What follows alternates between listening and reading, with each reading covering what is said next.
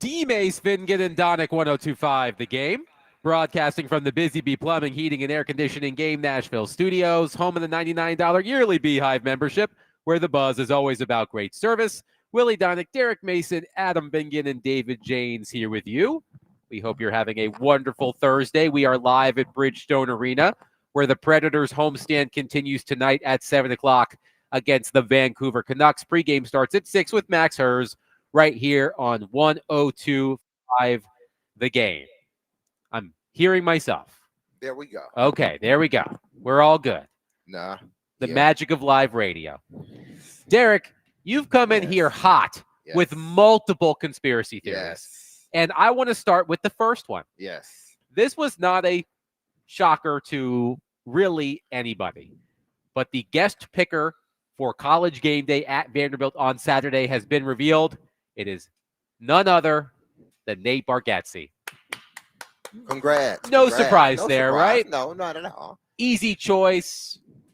Incredibly I'm popular. not sour about it. I'm not saying you are. I think it's a good choice. I think it was. Choice. I think it was the sensible choice. Yes, exactly. Willie was unavailable, so they had to call Nate Bargatze as a backup play. You know, I was holding out for you. It's a pretty good fallback. It's a pretty good fallback, you know. But I do have Predator duties. I'm going to be paying very close attention to what goes on West End on Saturday afternoon, and I'm going to the game. Oh, yeah. And we have a question for all of you. The early portion of the game day. I won't be there for the full 3 hours. I mean, we've got to get prepared over here. We got morning skate and everything over here, but I'll be there.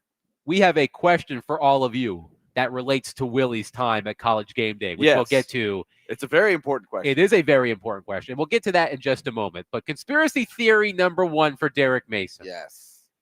When we were There's talking more than about one. There are two. There are two. There are two. Going on a Thursday. A lot. Too much. Conspiracy theory number one from Derek Mason. The Franklin Police Department chose today to release the body cam footage of Jay Cutler's. Conspiracy, so how can I tell it now? He didn't tell my conspiracy. I'm so sorry. How can I explain it I'm sorry. But no, finish. The Franklin Police Department released the body cam footage of Jay Cutler's DUI arrest. Oh no! From more than a year ago. Yes. They waited until today to sabotage Jay Cutler's potential as a guest picker on College Game Day. Willie, your thoughts?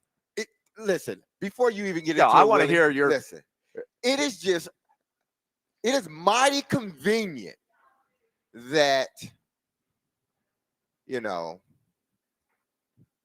Jay Cutler, who threw his name out there for the last couple of days. Hey, he's a Vandy grad. He was a good player, for Vandy, one of their best players ever, honestly. Yeah. And he was a good pro. I get it. I understand he's had some, but who hasn't? And it seems like he's atoned for whatever. So that would be a good opportunity. He knows the university. I'm sure he follows it. Man, and he's cool, too. He's cool. So why not Jay Cutler? Some of the people still may know him. A lot may know him.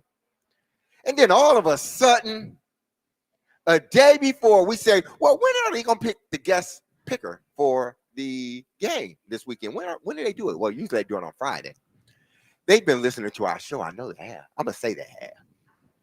So to make it a slam dunk, even though I think that's a great choice, they or somebody chose to say, hey, listen, take this and put it out there. Put it out there. You're saying it was a sabotage. I say it was a sabotage of my man, Jay Cutler. And I'm sure there are a lot of other people that think like me. Willie, your thoughts? All of a sudden it comes out, Willie. As the great Dana Carvey would say on Saturday Night Live when he was the church leader, isn't that convenient to put that out there the week of game day?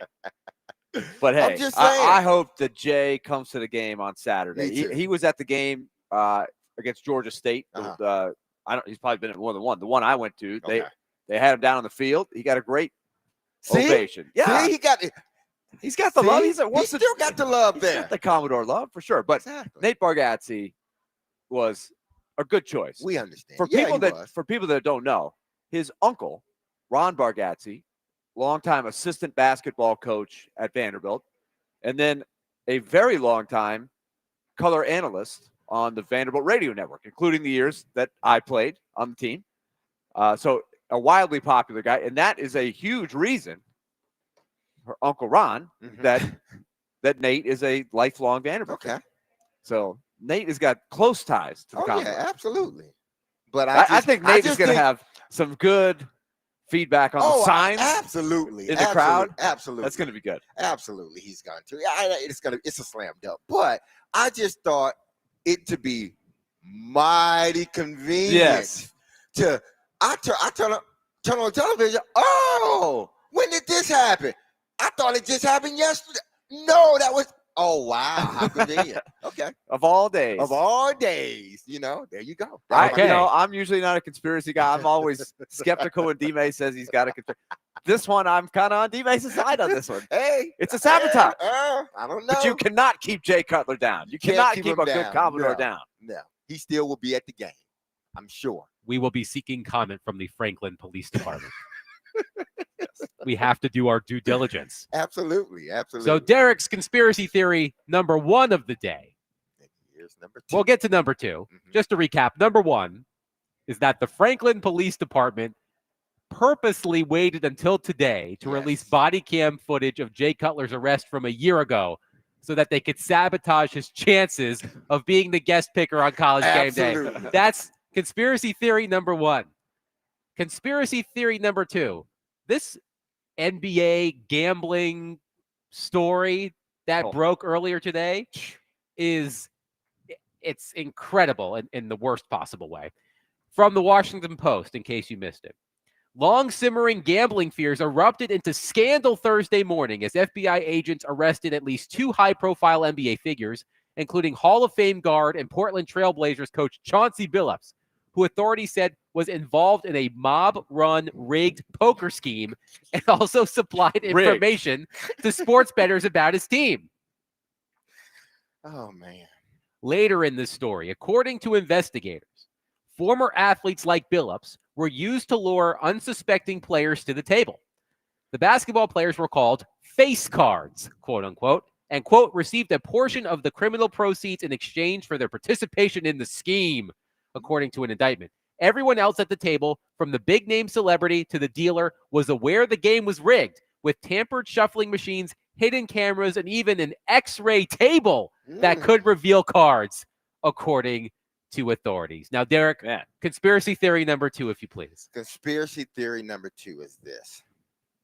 It's going to be, I believe that as time goes on, it's going to come to be understood that Chauncey Billups, and this is just only me, but Chauncey Billups had nothing to do with anything. He was at the table gambling, but he didn't know, just like a few other people at the table, I'm probably sure, didn't know that the game was rigged, and he just playing it. He lost his money.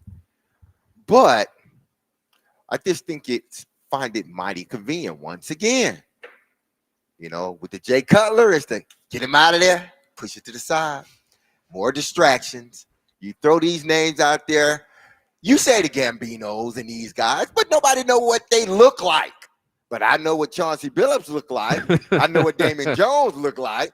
And I know what Terry Rozier look like. These are guys. And I'm not even talking about the color of their skin. I'm just saying, period. These are high-profile guys. You ain't going to throw the Gambinos face up the front. You ain't going to throw those other guys face up the front.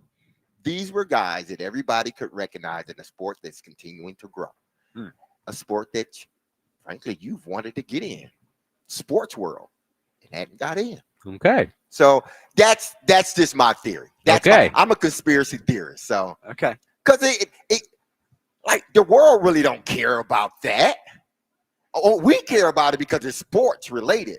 But it gives the story a little meat. Exactly. The world. The awareness of the story.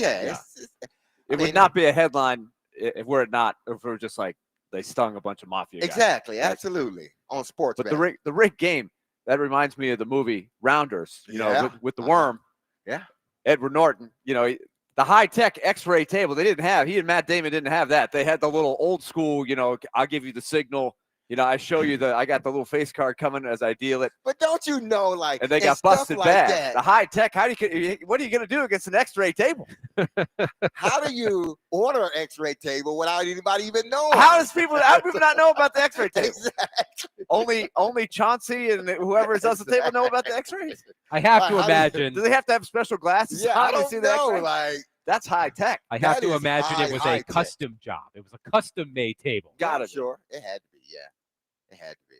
But man, I'm just thinking like, gosh, I couldn't. But this is just me, and I'm sure you're the same, Willie, and Adam, you're the same. I just couldn't envision knowing that if I'm in a sport and this is just like forbidden, like never. And over a year or two ago, people have gotten busted for gambling. I just couldn't see any one of us saying, you know what, I'm gonna start. I'm gonna get in with y'all on this, knowing that eventually we all gonna get caught. And I got a 7-figure job. Yeah. I got a 7-figure job that I'm just gonna blow.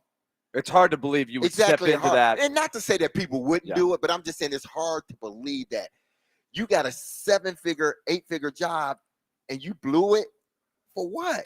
And Chauncey Billups has been around a long time in basketball. Exactly. I don't recall any incidents that were anything like that. But he's been around, like he was in the league when the scandaling of you know, whether it be the referee gambling or stuff. He was in the league at the time.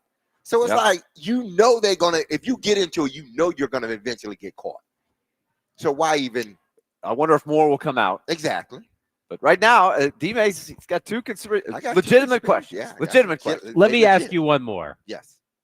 Did we fake the moon landing? I'm not going to even go there. I'm not going to even go there because you love conspiracies. This is going to turn around into you're going to have a bunch of people calling me and this, and they're going to say, well, you think the earth is flat. No, I don't think the earth is flat. But there are some other things that it's questionable. Let's just say that. I am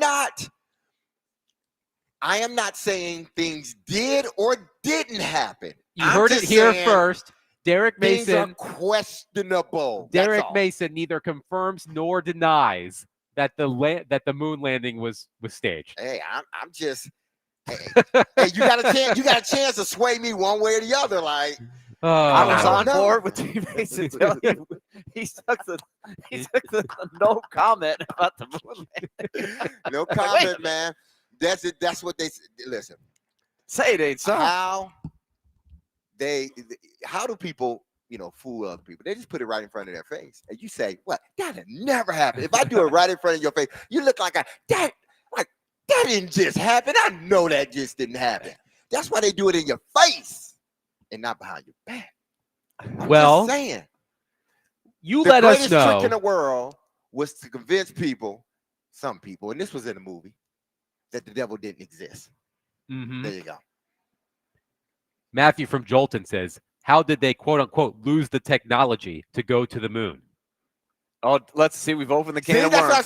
That's what I'm saying. This is what you did, D-Mace. Come on. Yeah, no, Adam did that one. Adam did that one. How did they Derek fell for it. No, how did they lose the technology to go there? Dylan says, D-Mace, I need to know, are there lizard people hiding among us? Hey, you never know. Stop while you're ahead, Derek. I'm just messing with you. We got Kyrie on line one. Yeah. Hey, D-Mace, what about the Earth being flat? Listen, Kyrie from Dallas, can you go? Kyrie from Dallas, yes. The Earth is round, but you can't convince me that there are places on the Earth they won't let us go. But there you go. One texter says, I believe Chauncey Billups, in the indictment, it showed that at times he was told to lose his hands so that it did not give the appearance that he had an advantage. It seems that he knew the rig was on. Well, it's just, oh boy, it's like one of those deals. Like, why would you do that? Like, it's hard for me to get a hold of. You got a 7-8 figure job. Why would you waste that unless you owe people some money? Have a or you got a serious problem and you're in a big hole. But that's never been his. Yeah. It's never come up in his, in his history. Yep. So. Fred on our phone line, driven by WilsonCountyHunting.com, has a conspiracy theory. Fred, thank you for calling. Please go ahead. It's an addition to his theory. Okay, let's hear it. The decision to release the camera footage is made by one man. And deep down deep, he's a UT fan. What is the steal some thunder from Vanderbilt's game day? Thank you, Fred. There we go. See? Hey, you never know. Let's see where this thing takes us, okay? If I get a call from a blocked number from the Franklin Police Department, I will say, actually, you want Derek Mason. His phone number is. Wow, you were ratting me out that fast, man. When the cops call? No, I'm down 10 toes, man. I'm like, listen, I hadn't seen him. I know him yet, but I hadn't seen him. Oh, Derek Mason, he's over there at MTSU right now. Yeah, you talking about that guy? Oh, yeah, he's Coach over at Mason. yeah, he's over at MTSU right now.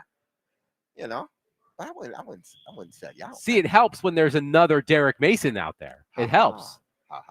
See, we can keep on taking this thing, but I know. Listen, my conspiracy theories hijacked the show at the beginning, and I know we have a lot of Titan stuff to talk about, as well as the Nashville Predators and our beloved Vanderbilt Commodores. Yes, one texter says, "Enough conspiracy. Do you have strep throat yet?" Ooh. Oh God. Ooh. Are we He's still been doing caught this? Up, didn't he? Are we still Was he doing caught this? Up? I have not seen that he's been called up. He hadn't been. I know they put another. I know they went out and got another wide receiver and put him on the practice squad, but I'm not sure if Xavier Restrepo, if he's up or not. I mean, my throat is a little scratchy. Yeah, it's been like that all week. Okay, so maybe I do indeed have strep. If you got strep, you need to get over there somewhere, man. Oh man, let's see. One texter says, "What about the Auburn Georgia referee conspiracy?" See. That ref got suspended too. I'm unfamiliar with this conspiracy. There was a they admitted they goofed up. They botched the call. Yes. There was a trick play in which a player went off as if he was substituting, stayed right in front, like hiding in his teammates, but inbounds, never left the field, and was uncovered for a play. And the ref blew it, and they let the touchdown stand. It was and the rule says you cannot deceive the opposition subbing like that. And they did not deem it deception enough, which it was clear as day it was, and they admitted at the end of the game, like that was the wrong call. 615-737-1025. Our phone and text lines are driven by WilsonCountyHyundai.com. Here is what we need your help with throughout the show. Willie is going to attend at least some of College Game Day on Saturday at Vanderbilt. And if you watch College Game Day, you know one of the best parts of College Game Day, the signs. Willie needs help coming up with a sign for College Game Day. So what would your suggestion be for Willie's sign on College Game Day? 615-737-1025. We'll take those throughout the show. We are crowdsourcing Willie's College Game Day sign. Can I, after the break, tell people the sign I suggested? Oh, yeah. Okay, absolutely. Cool. We have time to do it now. Why not now? You want me to do it now? Yeah, go for it. Sure. I've already hijacked the first segment anyway. Y'all know what sign I want him to put out there, and it will be epic everywhere. He will get it. I mean, it'll be on Sports Center, Center Sports, whatever. You got to have a sign that said, F them kids, man. Oh, gosh. Just big. I would get attention that way. Absolutely. Just not in a good way. Forget them kids. And then have, like, in parentheses, like, forget those. Yeah. Forget those kids. Yeah. But you got to have that in there. How about Ms. has no Riz? Ms. has no Riz. Are you okay? Does this have to do with Greece? Like Riz? Well, Riz is shorthand for charisma. I know, but I'm just saying. I thought you were, like Rizzo. I know you love Greece. Rizzo from Greece. Yeah, I read your emails. Yeah. See, wires got crossed. The generation gap here. A hickey from Kanicki is like a Hallmark card. Nice. I've seen Greece plenty of times. Himself. Yes, there you go. 615-737-1025. Coming up next, there are few people affiliated with the Titans whose voice carries more weight than one player in particular. And that one player said some interesting things about the Titans organization, and we will get to that coming up next. 615-737-1025. If you're looking for a good spot to watch NFL games this Sunday, you should come by Twin Peaks in Madison, home of the 29-degree beer. and join 1025 The Game for the pregame show before the Titans take on the Colts. The pregame show is brought to you by Circa Sportsbook Kentucky and Tennessee Brewworks.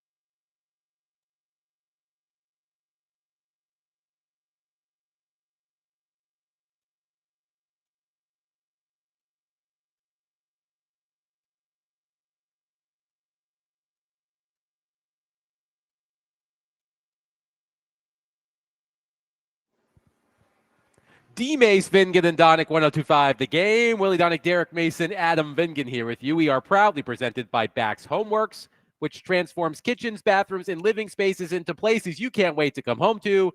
Get a free estimate at baxhomeworks.com. Throughout the show, we are going to take suggestions for Willie's college game day sign. Mine was Miz has no Riz, which Willie says is... I think that sets the bar pretty high. Okay. That's a good starting point. Okay. You got to bring it strong. Miz has no Riz. I think if delivered properly, that could get the attention of the camera people. Okay. I got to consult too my group that's going to be going with me. Correspondents Max Hers and Kara Hammer and Remy Hammer, Kara's daughter, to experience. So correspondent Hers has done a great job to get access here. So we got maybe room for more than one sign. We got 4 pairs of hands. Well, hey, listen, that means we might have to have a mini sign for Remy. Yeah. Let's quickly run through some of the suggestions on our text line, driven by Wilson what's County. your first impression before you reveal these? Do you feel pretty good about what our listeners have come up with so far? Some of them are pretty good. Okay. You can tell me if they rise to the level of Miz has no Riz. Matthew from Jolton says, free Jay Cutler. I like that. In my book, that goes to number 1. Or the DVD logo, get some free pub, right? Yeah. I like that. I think we might have to put that on there subtly just to get it in there. I like that. One texter says the yellow Gatorade is green. That would be another one. Yes. You would know it was me. You would know it was me. JC in Goodlettsville says George Plaster threw the tennis ball. I'm unaware of this story. I need to be filled in. Well, George did not throw the tennis ball, but in 1989, Vanderbilt basketball playing Florida with the now deceased Dwayne Shinsis was their really good player. He was a 7-footer, star player. He had gotten in a fraternity fight on campus with a tennis racket. And so teams were starting to, heckle him with tennis balls as they were going across the thing. Florida and Vanderbilt were playing for a chance for the SEC regular season championship. Mm-hmm. Vanderbilt is up, I think, by 1, and time is basically over. The game's over. The clock, it's Vanderbilt's ball. There's like 1 second left, and they had been told, if you throw a tennis ball, it's a technical foul. They were told. This is the year before I got to school. But that man, I wasn't there. Vandy fan, though. It was. Dang. One guy threw a tennis ball. Yes. Teed up Vanderbilt. Florida hits the free throws, sends it to overtime, and wins in overtime. Cost Vanderbilt an SEC championship. Did that guy have to leave campus? Don't reveal his name. He's a loyal. I shouldn't say he or she. He or she. He or she. It's a loyal Vanderbilt fan. It's a very sad story. Okay. One tennis ball. Andrew from Dover says, we not ass. That's the other Nashville team. Okay. Sonny, get all that on a sign. But Sonny says, Willie puts the D in Vanderbilt. Pause. I don't know how that one would go over. That's pretty good. That's the dumbest but the best. Yes, that's like a Hal Gill category. Yes, dumbest. Yes. Oh man, what else you got? Let's go to Kenny the mailman on our phone line. Kenny, thank you for calling. Please go ahead. Good afternoon, dear friends. Willie, I'm going to loan you the sign that I was way in the back against Auburn, but they came all the way in the back to show my sign. Are you ready? I'm ready. We had printed off a big Minnie Pearl head, and on the sign it said, Minnie Pearl says, Vandy by 6. Okay, that's a lot to write on the thing. So we're going to have part 2. Part but 2. it represented Nashville, and it was so big they had to show it. Oh, now, everybody knows Willie loves Nashville. He supports the Titans. Willie, I'm calling on you and to get up on a billboard until the Titans win another game. Oh no! Let's go, I can't promise anything. Thank you, Kenny. That's Thank another you. story from also 1988. I was on my recruiting trip coming to watch Vanderbilt play Duke, coached by Steve Spurrier at the time, my recruiting trip. And the assistant coach, who is now the athletic director at Trevecca, Mark Elliott's driving me from the airport, and he says, see that billboard over there? There's a guy that is staying up there until Tennessee wins a game. Tennessee, I think, was 0-3 or 0-4 or something. It was early in the season, like 0-3. And he said, I'm staying up there until Tennessee wins. The problem is they didn't win for like the next week, and then there was a bye week after that. He was up there for a long time. Duncan Stewart was his name, just sports talk show host, who actually gave George his start with it led to George's show, which became the Big Show that eventually included me. So we're going through some Nashville sports history here.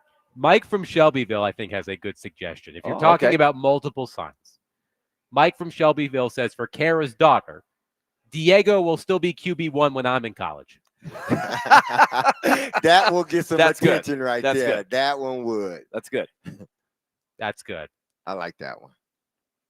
There's got to be some sort of riff on Diego Pavia's mom, perhaps, as we established yesterday. But whatever you do, we are a hot mom loving show. Yeah. Yes, we are. Make sure you put the 1025 logo. Yes. DVD. Oh, we got to get the logo get for the logo 1025 yeah. for sure. Yes. Little DVD. Yeah. Maybe I'll just put a symbol. I actually saw there's an emoji for a DVD. We could put that on. We could make that be our thing. Make it red, black, and red. Yeah. That'd be cool. Got to get on it.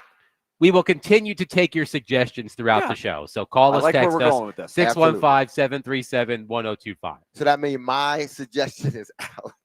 What was yours again? I think D Mace, unfortunately. Yeah, my suggestion. The suit also weighed in on that. He didn't seem to endorse it very much from the top. He didn't endorse it at all. No.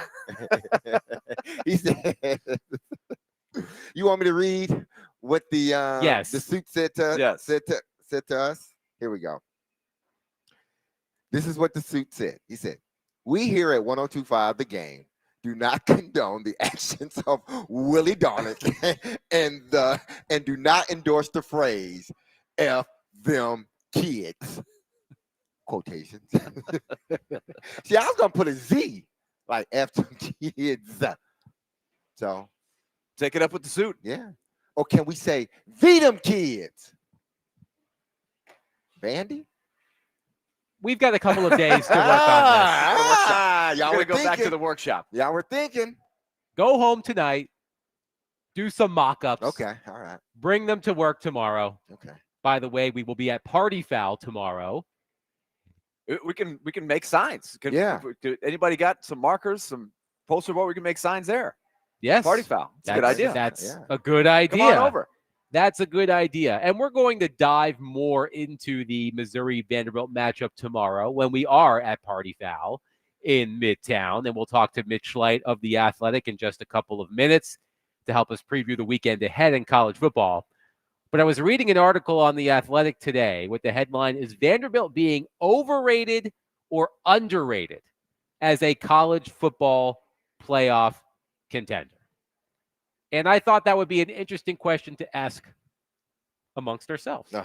So where do you stand on this hot button issue, Derek Mason? Are they overrated? Are they being overrated or underrated as a college football playoff contender? They are for sure not being overrated. Because I think if you watch this team, this is a damn good football team. The way they play, they are worthy. If the games were to stop today, they would be almost, guaranteed a spot because of the way they played, their record. I mean, the energy they have, but more importantly, how they've looked on the football field. They are one of the top 2 or 3 teams in the SEC if you just watch them play. So I don't think they're getting I think they're still getting a little undersold. You heard what Nick Saban said about them. It's still hard for him to sort of wrap his head around Vandy being a different team. And he meant it. I don't think he meant it as a diss to Vandy, but when something's been wrong, bad for so long, and then it starts to change, you do have a hard time sort of coming to grips with, well, this is the new. this is what they're going to look moving forward. I think he has the utmost respect in Kirkley and what he's doing. He even said that. So you have somebody like Nick Saban that is still kind of like, yeah, that's a good team. But there's probably more of Nick Saban's than there are people that think like Willie or myself or you, Adam, about, because we've watched this team and it hasn't been from afar. We know where this team has come from and where they are at and how much more they still have to do. And we understand the people that have in place. So we believe that, at least I do, that this is sustainable. And this team, if they don't beat themselves, yeah, they are a playoff contender to me. I think I'm confident enough in saying that they're going to be in all of the games they play, even though they still have very difficult teams to play. Their schedule is among the toughest. The rating, the rankings / ratings right now are still sort of in the moment. You mentioned if the season stopped today, but so it really has no meaning other than right here, as we said. I don't think they're underrated, but I'm sorry, I don't think they're overrated. No, I don't at all. I think they've earned the ranking. Like where else would you put them based on who they've beaten? They've only gotten beat by Alabama, who's the hottest team going right now. But underrated, I don't. It's hard to say. You believe they're being properly rated as a college football playoff contender? I think so. This is uncharted water for me. I don't arguing this at this time of the year. But do they deserve to be ranked where they are? Yes. But Monday, we've seen Vanderbilt beat South Carolina. South Carolina went from number 11 to out of the top 25. Where's LSU ranked now? LSU was 10th coming into that game. I believe 20th. They were number 4 a couple weeks ago. Now they're 20th. So you're only as good as your last game. And Vanderbilt's next 2 games are Missouri, a really good team, and Texas on the road next week. You lose both of those games, you won't even be in the top 25. Oh, they're both going to be tough. It depends on how you lose those games, if they're close games. But I think when you're talking about the committee, I think, like Willie said, I think they've looked at Vandy and they have properly ranked them. But when you talk about those outside of that circle, when you start to talk about Vanderbilt, I think they still have a hard time with. It's like, well, let me see what they do against this team. Let's put it in perspective this way for me that's watching. This will be a good way to ask it to Mitch. When Vanderbilt last had the college game day, and yes, Vanderbilt had a college game day, and this wasn't in 1945. This was 2008. But that team, no offense to that team was overachieving to get to 4-0 and then 5-0, and I think they were in the top 25 after they beat Auburn in that game. That team did a great job to get to that point, and then things evened out. The tougher part of their schedule hit, and they ended up 7-6. And they went to a bowl game for the first time in 26 years. And that was a good – but this team is way better than that team. So that is what I would say for sure. There's no comparison in the talent and the depth of those 2 teams. What would have been called – what would it have been called in 1945? Or college game day? Yeah. The bandwagon, like here come the wagons. We're gonna talk football. Our covered wagons are coming to your town. Hey Skippy, what do you think of the game this week? Our Model Ts are coming to your town. I think Lee Corso was driving that bandwagon. Oh man. 615-737-1025. Mitch Light from The Athletic will join us coming up next to preview Missouri, Vanderbilt, and much more in college football. Speaking of those Commodores, they will take on number 15 Missouri this Saturday at First Bank Stadium.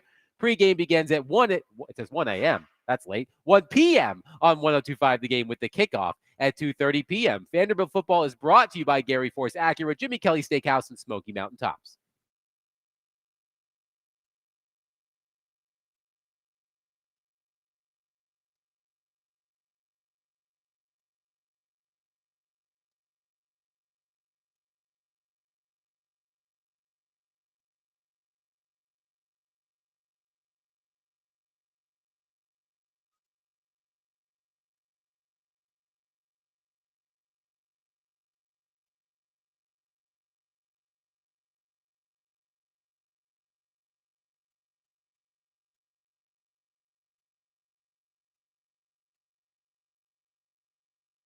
Hey, this is Derek Mason, and you heard me tell you about Dr. Lodge and his staff over at Cool Springs MD for some time. If you set out to lose weight, chances are it's not your first time setting a goal to shed some extra pounds only to face disappointment. But I got some news, and it's good because at Cool Springs MD, Dr. Lodge and his team understands the frustration of this cycle, and that is why they offer a different approach to weight loss. Their comprehensive weight loss program is led by Dr. Jeffrey Lodge and addresses the root cause of weight gain with tender nutrition, exercise, blood test supplements, and more. They will customize a program specific to you and you only. So connect with Dr. Lodge at CoolSpringsMD.com today to schedule your appointment for a personalized weight loss plan just for you. That's Cool Springs MD, where your weight loss journey becomes a success story.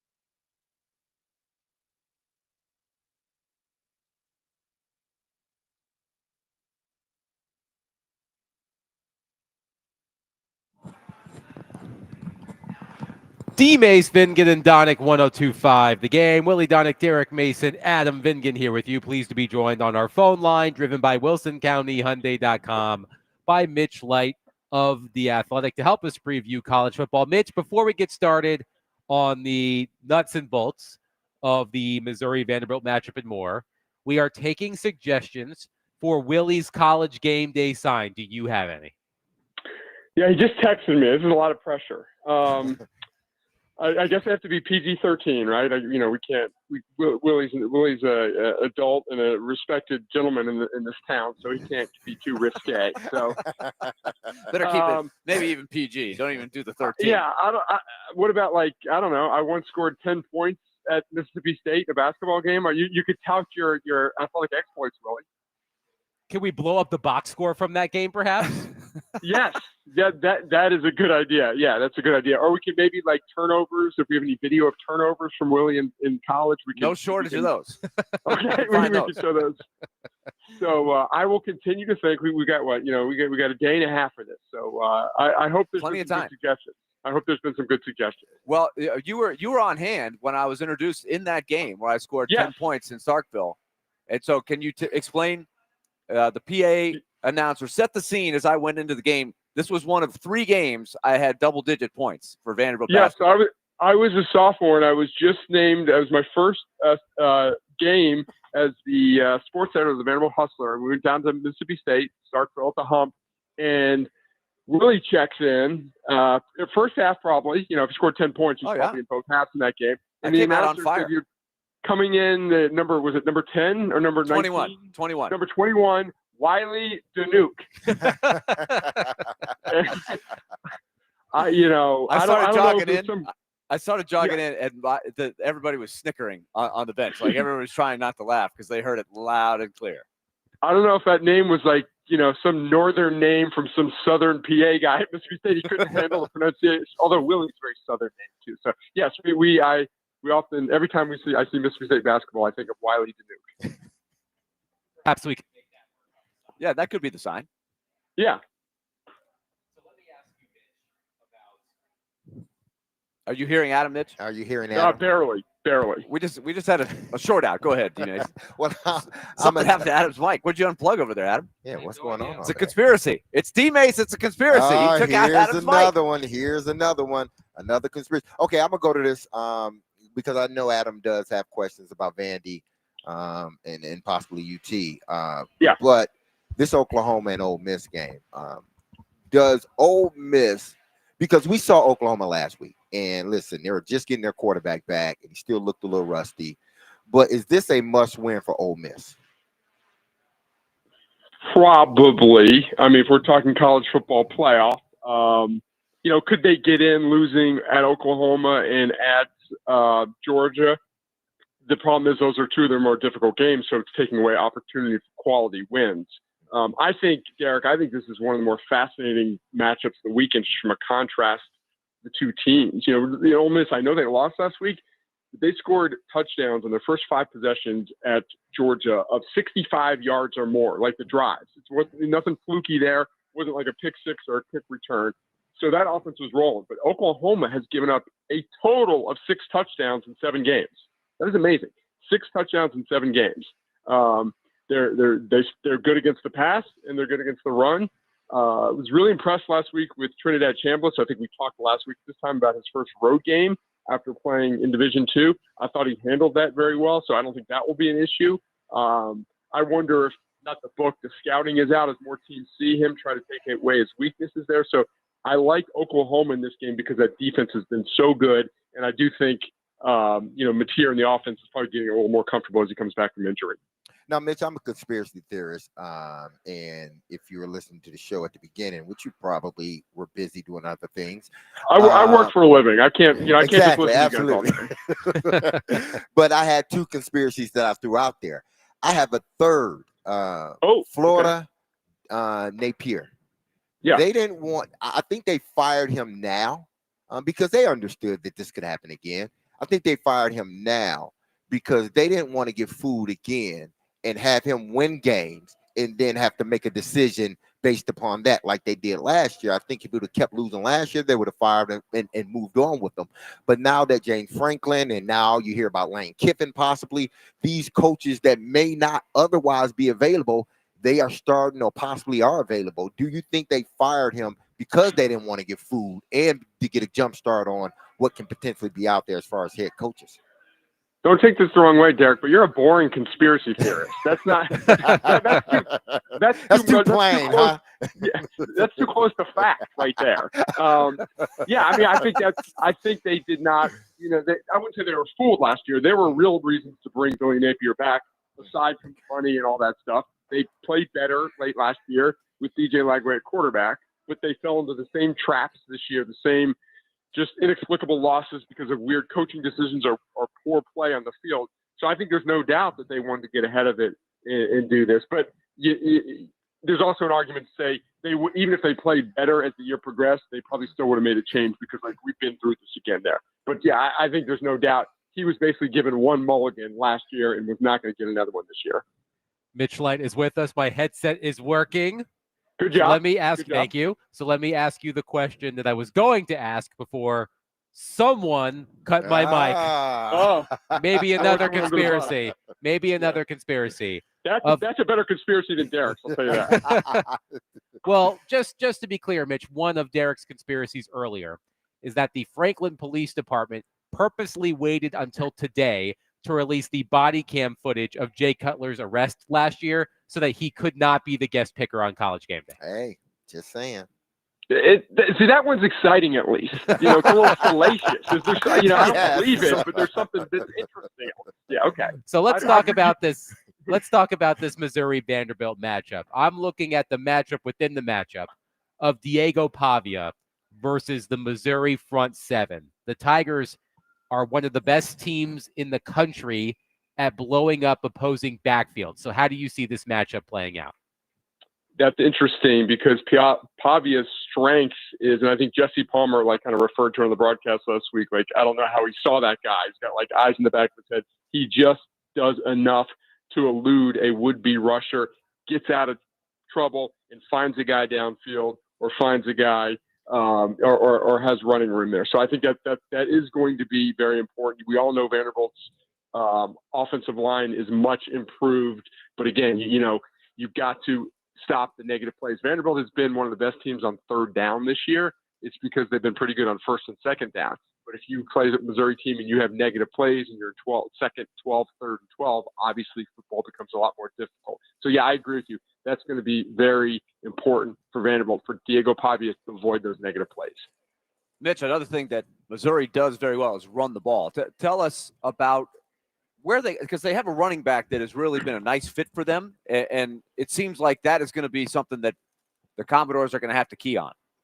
Yeah, Ahmad Hardy is a transfer from Louisiana Monroe, was the Sun Belt Freshman of the Year. Interesting story behind this kid. From small town in Mississippi, no offers basically out of high school. Junior college in Louisiana Monroe was his only FBS offer, so he goes there as a true freshman, was great last year, and has been very, very good this year. He had 100-plus yards in his first 5 games, but only 52 versus Alabama and 58 versus Auburn, 2 good defensive teams. The key here is, though, he is really good in yards after contact. He's 7th nationally in yards after contact. And if there's one area where Vanderbilt has not been very good this year, it's allowing big plays, yards after contact. Vanderbilt is 10th worst among Power 4 teams. So there's, 70 Power 4 teams. So Vanderbilt's about 60th in allowing yards after contact. We saw it wasn't necessarily after contact last week because the LSU receiver made everyone miss, but we saw in that long touchdown making something out of nothing. That's what Vanderbilt has to prevent with Ahmad Hardy, having him bottled up with 2 or 3 guys, him fighting through and gaining big yards, because that's really what he excels at. What do you think of Pribula? It's an interesting story how Pribula ends up being their guy, because there was another quarterback in the mix, I believe, that got injured early in the season. But what are the strengths and weaknesses of Pribula? Because looking at the stats, he's been sacked a lot, right? But he can really run. Yeah, Sam Horn's the guy you were talking about. Not the old Boston Red Sox slugger Sam Horn, different Sam Horn who got hurt. So Pribula is a good athlete. He was using at Penn State just situationally, kind of running the ball. And he put up gaudy stats early this year, throwing the ball against some inferior competition. As the competition's gotten stiffer, he's been prone to make some mistakes. I think he's had 2 interceptions in each of his last 2 games. He's very good running the ball. He's just like I said, that's what he did at Penn State, and he can really hurt you there.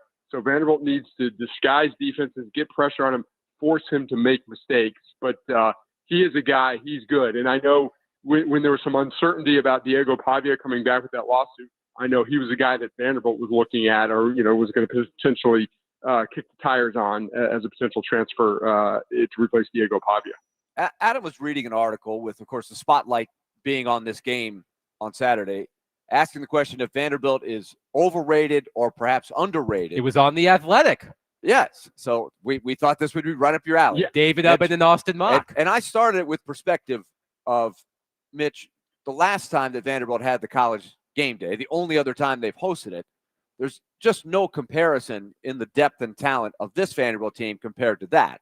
But that's not directly answering the question. Yeah, that team was a little smoke and mirrors. Just a lot of defense, especially the offense. That 2008 the offense was statistically among the worst in the SEC. So specifically, what David Ubben's story was about, we have Austin Mock he's kind of like our analytics guy, and for whatever reason, in Austin Mock's model, Vanderbilt all season has not been rated highly. Now, they're rated highly in most other analytic models, like on ESPN with Bill Connolly's S&P Plus. They've been high all year. So basically, David Ubben asked them, like, why is Vanderbilt in the 30s in years when it's, 10th in the AP poll, in the teens and all these other analytical models? And, Austin's answers was something about, like, the Alabama game statistically, they weren't great offensively and all this stuff. So I didn't really follow. I mean, I read it. I didn't, there's reasons. The model is not biased, just stats and stuff like that. So, is Vanderbilt overrated or underrated? I think probably properly rated. I think it's a top 15 team, no matter what happens this week. I think Missouri's a top 15 team. But I'll agree with your basic point, Willie. There's really no comparing this roster to that one last time Vanderbilt was sort of in the national spotlight. Mitch Light of The Athletic has been our guest on D-Mace, Fingan, and Donick. He joins us every Thursday to help us preview college football. Mitch, great stuff as always. We'll catch up next week. All right, take care, guys. Thanks. 615-737-1025. We will get into the Tennessee Titans coming up next. I teased something earlier. We haven't gotten to it yet, and we will get to it coming up next. 615-737-1025. Vandy fans, it's time to party. The Commodores are ranked in the top 10, and ESPN's College Game Day is coming to Nashville.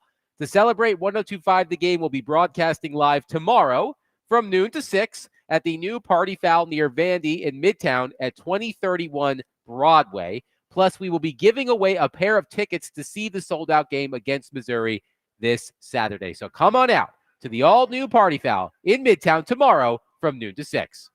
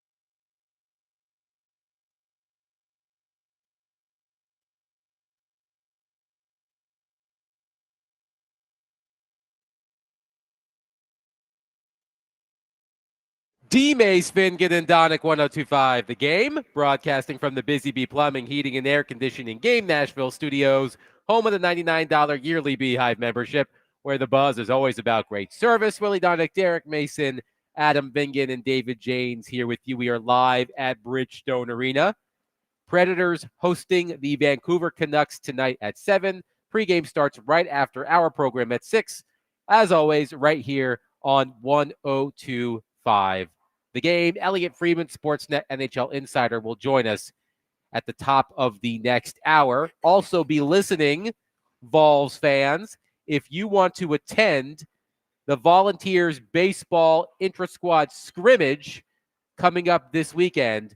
We have tickets to give away for that, so be listening for the cue to call, and you can win a pair of tickets, a 4-pack of tickets, I should say, to the Tennessee Baseball Intra-Squad game at First Horizon Park this Sunday at 1 o'clock.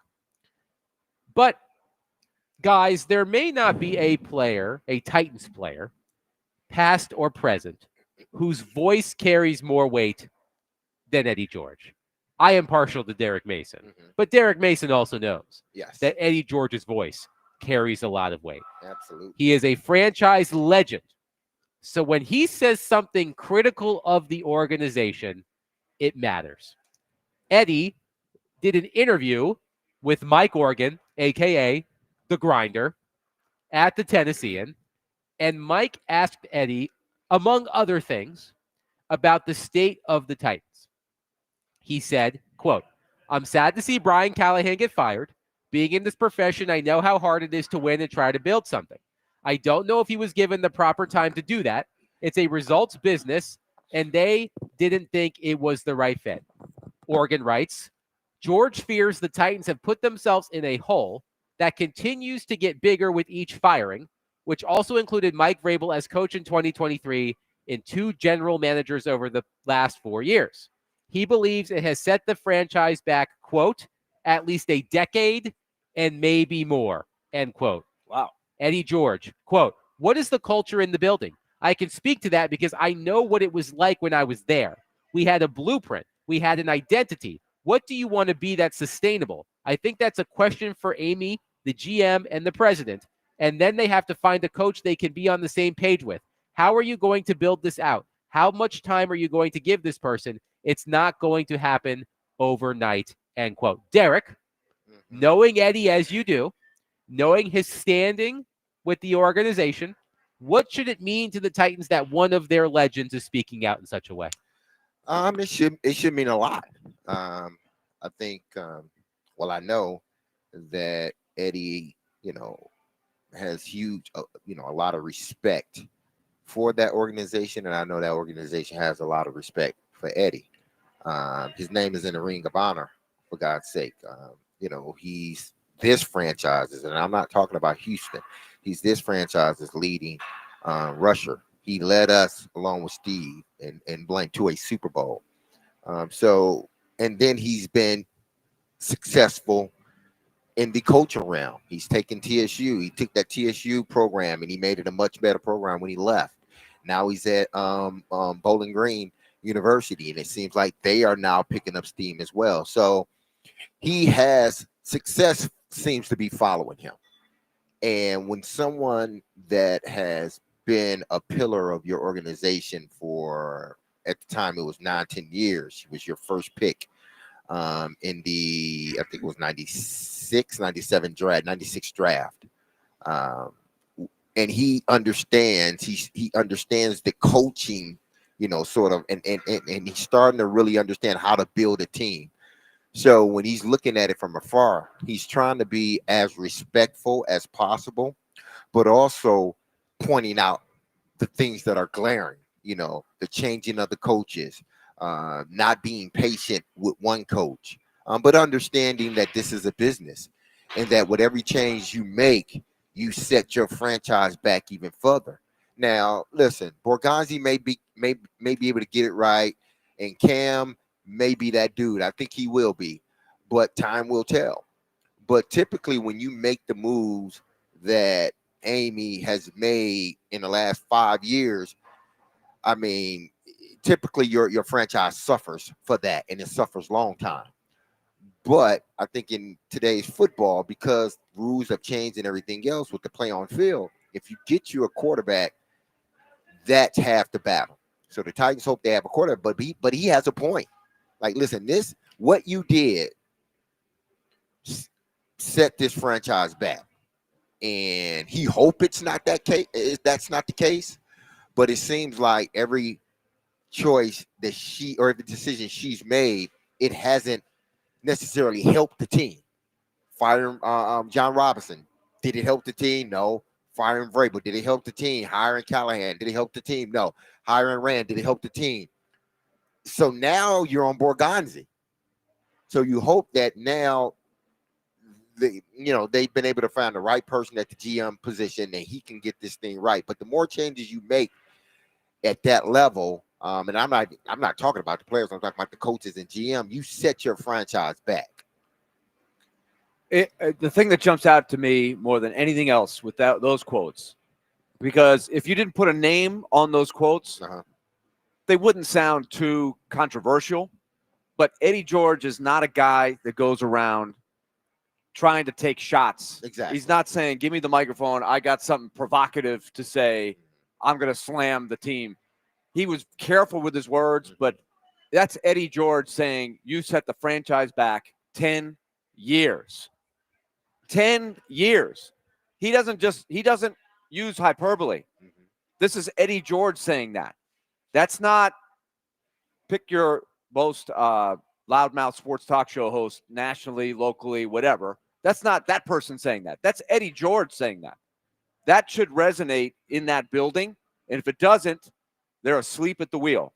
They need to look themselves in the mirror and know how they're being perceived and take that to heart. Take it to heart from Eddie George. It's one thing for the media or fans to throw some hot air stuff out there. This, to me, that should hit home for them. Say, we got to get it together. Come on. And his thing was what? Continuity. Yes. Give somebody a chance, because from near and far, you can see it. You don't get a chance to work your way out of the hole. As soon as things are going bad, boom, they're going to make a big change and start over. Because and now you got a mess. Yeah, because anybody can listen. This is not the first time that a former player has said something like this about the organization. But when Eddie says it, it's different. It's louder. I think it peers just a little deeper. It pierced the whatever they have going on over at the Titans just a little deeper. Did you hear what Eddie said? And again, not that he said anything salacious.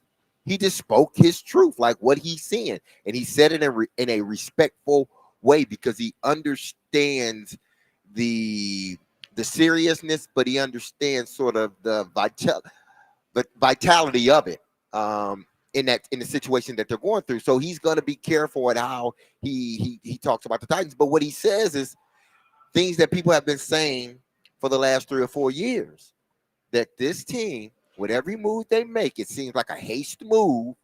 Every move they make, they set this franchise back. It was they need to have a winning team before they go to that building. Now it doesn't seem like that's going to be the case. Why? Because of the changes that have been made, and we don't know how many more will be made by the time we get into that new stadium. And that's crazy to say because you only got 2 more years. So before you're moving to the new stadium. So you don't think saying that you don't think that Eddie George saying that all of these moves set the organization back a decade is an exaggeration? I don't think listen, it doesn't have to be that, but he's looking at it from this standpoint because I understand what he's saying. And I've said listen, until you find your quarterback, you're going to be reaching and scratching and trying to chase the next thing, and it's not going to be there. You got to develop what you have or what you draft. But he's telling the truth. Look at the teams that consistently change. Upper management, whether it's head coach, GM, supreme ruler of football, it doesn't matter. Those teams are not successful. Those teams can't maintain. What are the one team that we always talk about no matter what is who? The Pittsburgh Steelers and their consistency. How many head coaches have the Pittsburgh Steelers had in their whole existence? You can count them on one hand. 3. They've had 3 coaches, 3 of them in their whole existence. That's stability. That's winning football. That's winning organizations. The Titans have had 3 in the last 4 years. So when Eddie says that, he doesn't mean it as a, he's not waving his wagging his finger at the organization. Neither am I. Neither is any other former player that is talking. What they're saying or what we're seeing is, well, it's the truth, because with every move you've made, there hasn't been any fruit. Like, it's gotten worse. The Steelers have had 3 coaches since 1969. Chuck Noll, Bill Cowher, and Mike Tomlin. That's incredibly impressive. Like, since before I was born.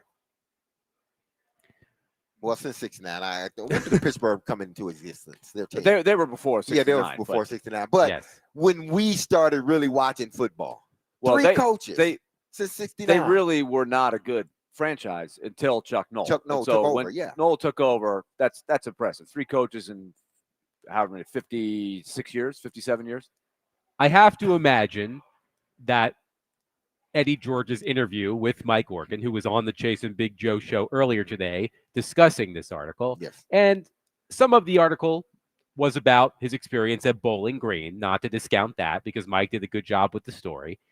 But of course, Eddie George's comments on the Titans are driving the headlines. Of course. So I'm wondering how those comments are going over inside the Titans offices, because they're there. There is no way that Amy Adams-Strunk and Chad Brinker and Mike Borgonzi and Burke Nihill and the other members of the Titans front office have not read these comments. So I'm wondering how they are taking it. Hearing Eddie George, his number is retired by the organization. When you think Tennessee Titans, first players that come to mind: Derrick Henry, Steve McNair, Eddie George, also Derek Mason. Mm-hmm.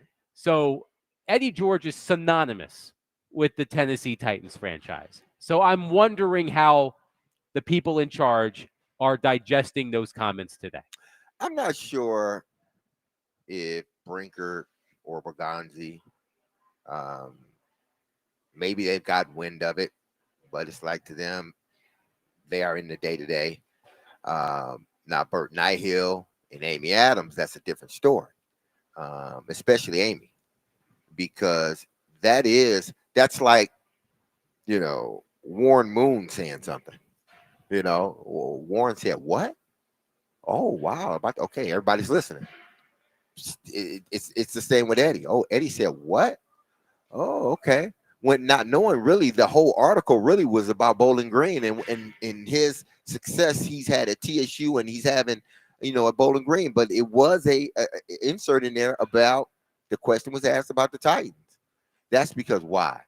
It means a lot in this town. One texter, by the way, says the front office of the Titans doesn't care what Eddie George is saying. And that's what I'm saying. Like those, like Brinker, Borgonzi, they probably don't. They probably heard it and was like, okay. Some coaches probably heard it and they were probably like, oh, man, he may be. Some coaches that probably play with them. Well, I can rephrase and say Amy Adams-Strunk then. I'm sure Amy, if she has not heard them, she will see them. If she hasn't read them, she will read them or see them. Best believe she will. So to say that upper mat, like Amy doesn't care, no. She cares what the fans do think, contrary to what people may believe. I think she does. But when you have a guy that is one of your like pillars of an organization, how it was built, he says something, then it does. Yeah, you need to listen. I think it probably got to her for sure. Yeah. But this is something that I think has always been an issue for them, is because their ownership doesn't live in Nashville, never has, even though they come to the games, going back to Bud Adams, they're detached. And I think it filters through. They're detached from the community in a lot of different ways. And I think it puts them in I don't know. I think it leads to situations like this. I think it contributes to their lack of they awareness. Awareness, yeah. 615-737-1025. Our phone and text lines are driven by WilsonCountyHyundai.com. Eddie George, in an interview with Mike Organ of the Tennessean, says that the dysfunction, the constant churning of coaches and GMs in the Titans organization has set the franchise back, quote, at least a decade and maybe more. Your thoughts on that? 615-737-1025. We'll take your reaction. We'll also get more into the Titans matchup this weekend against the Indianapolis Colts coming up next. The NFL game of the week this Sunday, Giants versus Eagles at noon on Sports Talk 830. The NFL game of the week is presented by Circus Sportsbook Kentucky and Macero in 12 South.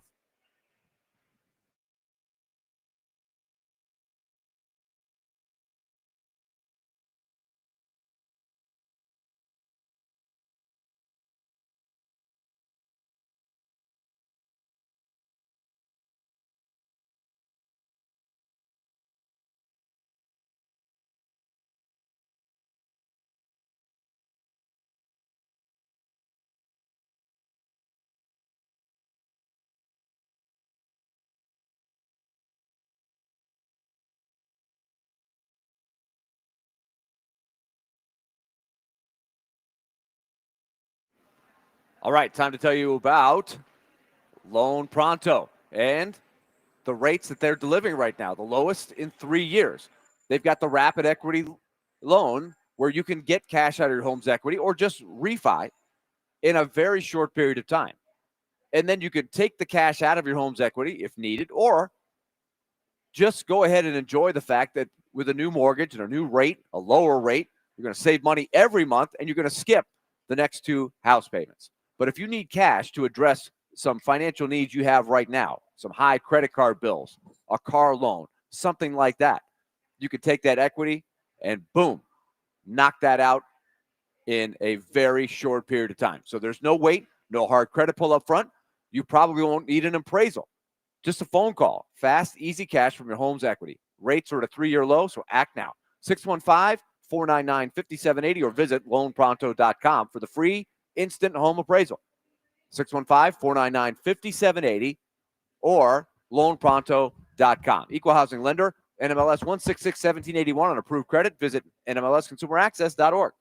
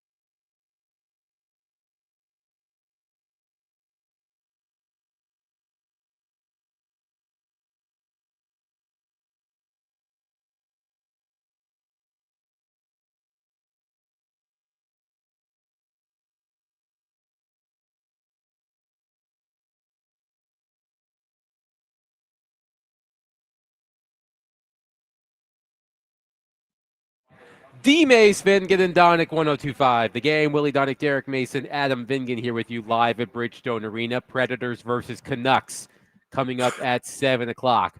Also be listening for the cue to call at the end of this segment, 615-737-1025. You can win a 4-pack of tickets to the Tennessee Baseball Intra-Squad game at First Horizon Park this Sunday afternoon. So if you want that 4-pack of tickets, be listening for the cue to call at the end of the segment, 615-737-1025. One texter, you know how I feel about tomes when it comes to texting. I like short, punchy texts, Yes. not long ones, but I will read this long one anyway. Okay. From an unnamed texter. Where would the talk around the Titans be if they had traded the first pick and loaded up on future picks? I fully believe Brian Callahan would still have his job, and there would be excitement around the program and what it could be. Instead, they reached to draft a quarterback that was probably about the 20th best player in the draft. Then you fire the coach they can't win because there's no talent on the roster, and the GM made a bonehead move by not getting value for the number 1 overall pick. Now the record would still suck right now, but you could at least see the stockpile of draft picks and young players you're building for. Instead, you have four fourth-round picks and a quarterback that probably should have gone in the second round. I think that's harsh to say he should have gone in the second round. He would not have gone in the second round. But I think I would put it this way. I think the biggest concern is not what their record is right now. Mm-hmm. The biggest long-term concern is I'm not sure the ceiling for Cam Ward is what you would hope a ceiling was for the first overall pick. And that was a concern before the draft. And after this many games, I think it's a bigger concern than it was. And that doesn't mean he can't be a really good quarterback, but he's the first overall pick. And you could have had XYZ, as the caller pointed out. I'm not going to say it again. I've said it many times. You know how I felt about that. And this was my concern. And it is not Cam Ward's fault. I'm rooting for Cam Ward. I think, and everybody's saying he's still in the fight. He's playing hard. He's practicing hard. He's going to get, I think, the most out of his ability. But the ceiling isn't freakish like you would hope a first overall pick is. To me, that's a big concern. I think a lot of it has to do with talent around him. Again, you see that there's something there. You see that he can put together, or he can sustain some things out there on the field. We're not getting a true. What we're seeing now from Cam is a mixture. And I think we sort of lose sight of this sometimes. We are seeing a mixture of a rookie playing like a rookie, regardless of if you're drafted first overall, second overall, 15th overall, whatever. You're watching a rookie. But then on top of that, you're watching a rookie with a bad team. And then on top of that, you're watching a rookie that just got his head coach changed. And on top of that, you're watching a rookie that just got his offensive coordinator changed. But all in all of that, he's still playing rookie football. Some good, some bad. He needs to get better. But he isn't looking like things are tanking. He's looking like a guy that, okay, you put another guy around him, he's going to elevate his play. Is he to a point where he's elevating everybody else's play? Joe Burrow wasn't there his first year. Peyton Manning wasn't there his first year. There are a lot of other rookie quarterbacks that started on day one. They were not there their first year where they can elevate, the team. I'm not saying Cam is those guys. What I'm saying is that he doesn't even have a chance to be that guy right now. You're right. And he's not showing, helping him get it to his he's potential. showing all that he can in a place that is not conducive for him to grow and grow at the rate that he needs to grow. Hopefully, McCoy is able to, steer this thing back the right way, and maybe they can pick up some momentum. And if he remains the coach, great. If they still go out and choose to get somebody else, that's fine too. But at least that momentum has been built by McCoy and that coaching staff. And Cam is still growing as a player. But whether he fails or succeeds right now, you can't truly evaluate him because he has three things on top of him before you can even get to him. Organization's bad. They just changed the head coach. They ain't got no player. I mean, not too many quarterbacks can, flourish and something like that. And I understand people will say, well, that's why they should have traded away the pick and got more guys around, on his organization and dealt with another a veteran quarterback or somebody else just for that year so they can have all the picks. I get that part too. But you drafted him. He's your guy. And he's shown you that he can be your guy. You just got to help him. From the NFL, Cam Ward has just 4 passing touchdowns in 2025, fewest among all quarterbacks to make more than 5 starts in 2025. The only quarterbacks selected number 1 overall since 1970 with fewer pass touchdowns in their first 7 career starts: Terry Bradshaw, John Elway, and Alex Smith. So Cam Ward's on a Hall of Fame trajectory as far as I'm concerned. I'm being incredibly sarcastic. Please nobody clip this and say that I am claiming that Cam Ward is going to be the next Terry Bradshaw or John Elway. One texter says, that texter makes no sense. If they traded that pick for a ton of picks, it's because someone wanted Ward, so he still goes 1-1. Yeah, exactly. That's it. But that's what would have happened probably. And then if it didn't, they could have got all those picks and gotten Cam Ward. But then because it seemed like Jackson Dart is playing okay. He's not great, but they're winning somewhat. New York takes Cam Ward, which they probably were going to take, and say he's doing what Jackson Dart is doing and his team is winning. What would people say? Oh, you should have drafted him. See, you should have drafted him. You shouldn't have gave him. So you can't win in a situation like this. It's like, you shouldn't have did it because look at where you're at. If it would have flipped the other way, it would have been like, well, you shouldn't have gave up those picks because look how he's playing in New York. But I understand. I get it.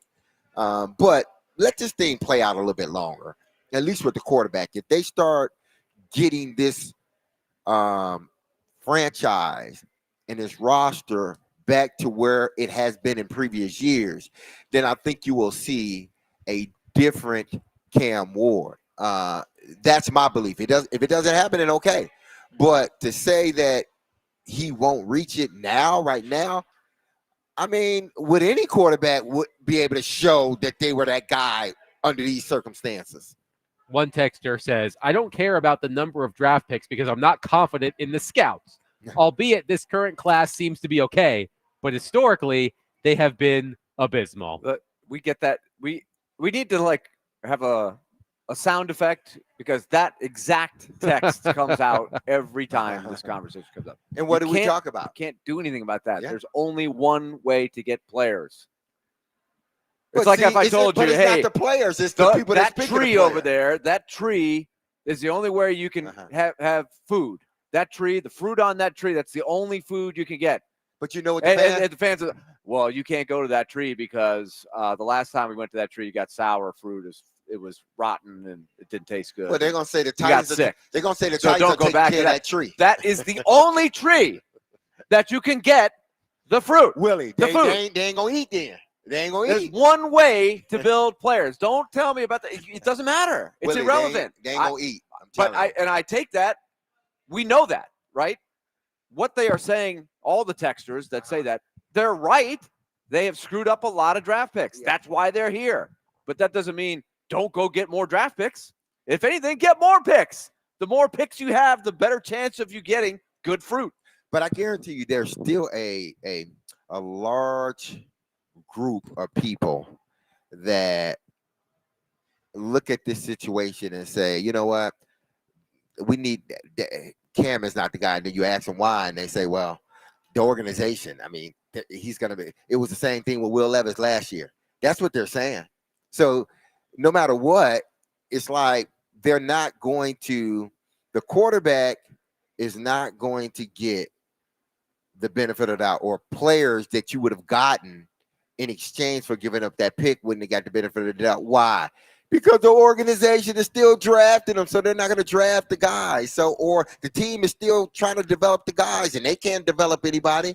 So, again, no matter what, the fan base is like, no matter what y'all do, y'all are doing it. That's why we don't think it's going to work. It's not that people that y'all have on the field. We just don't think y'all are picking the right people.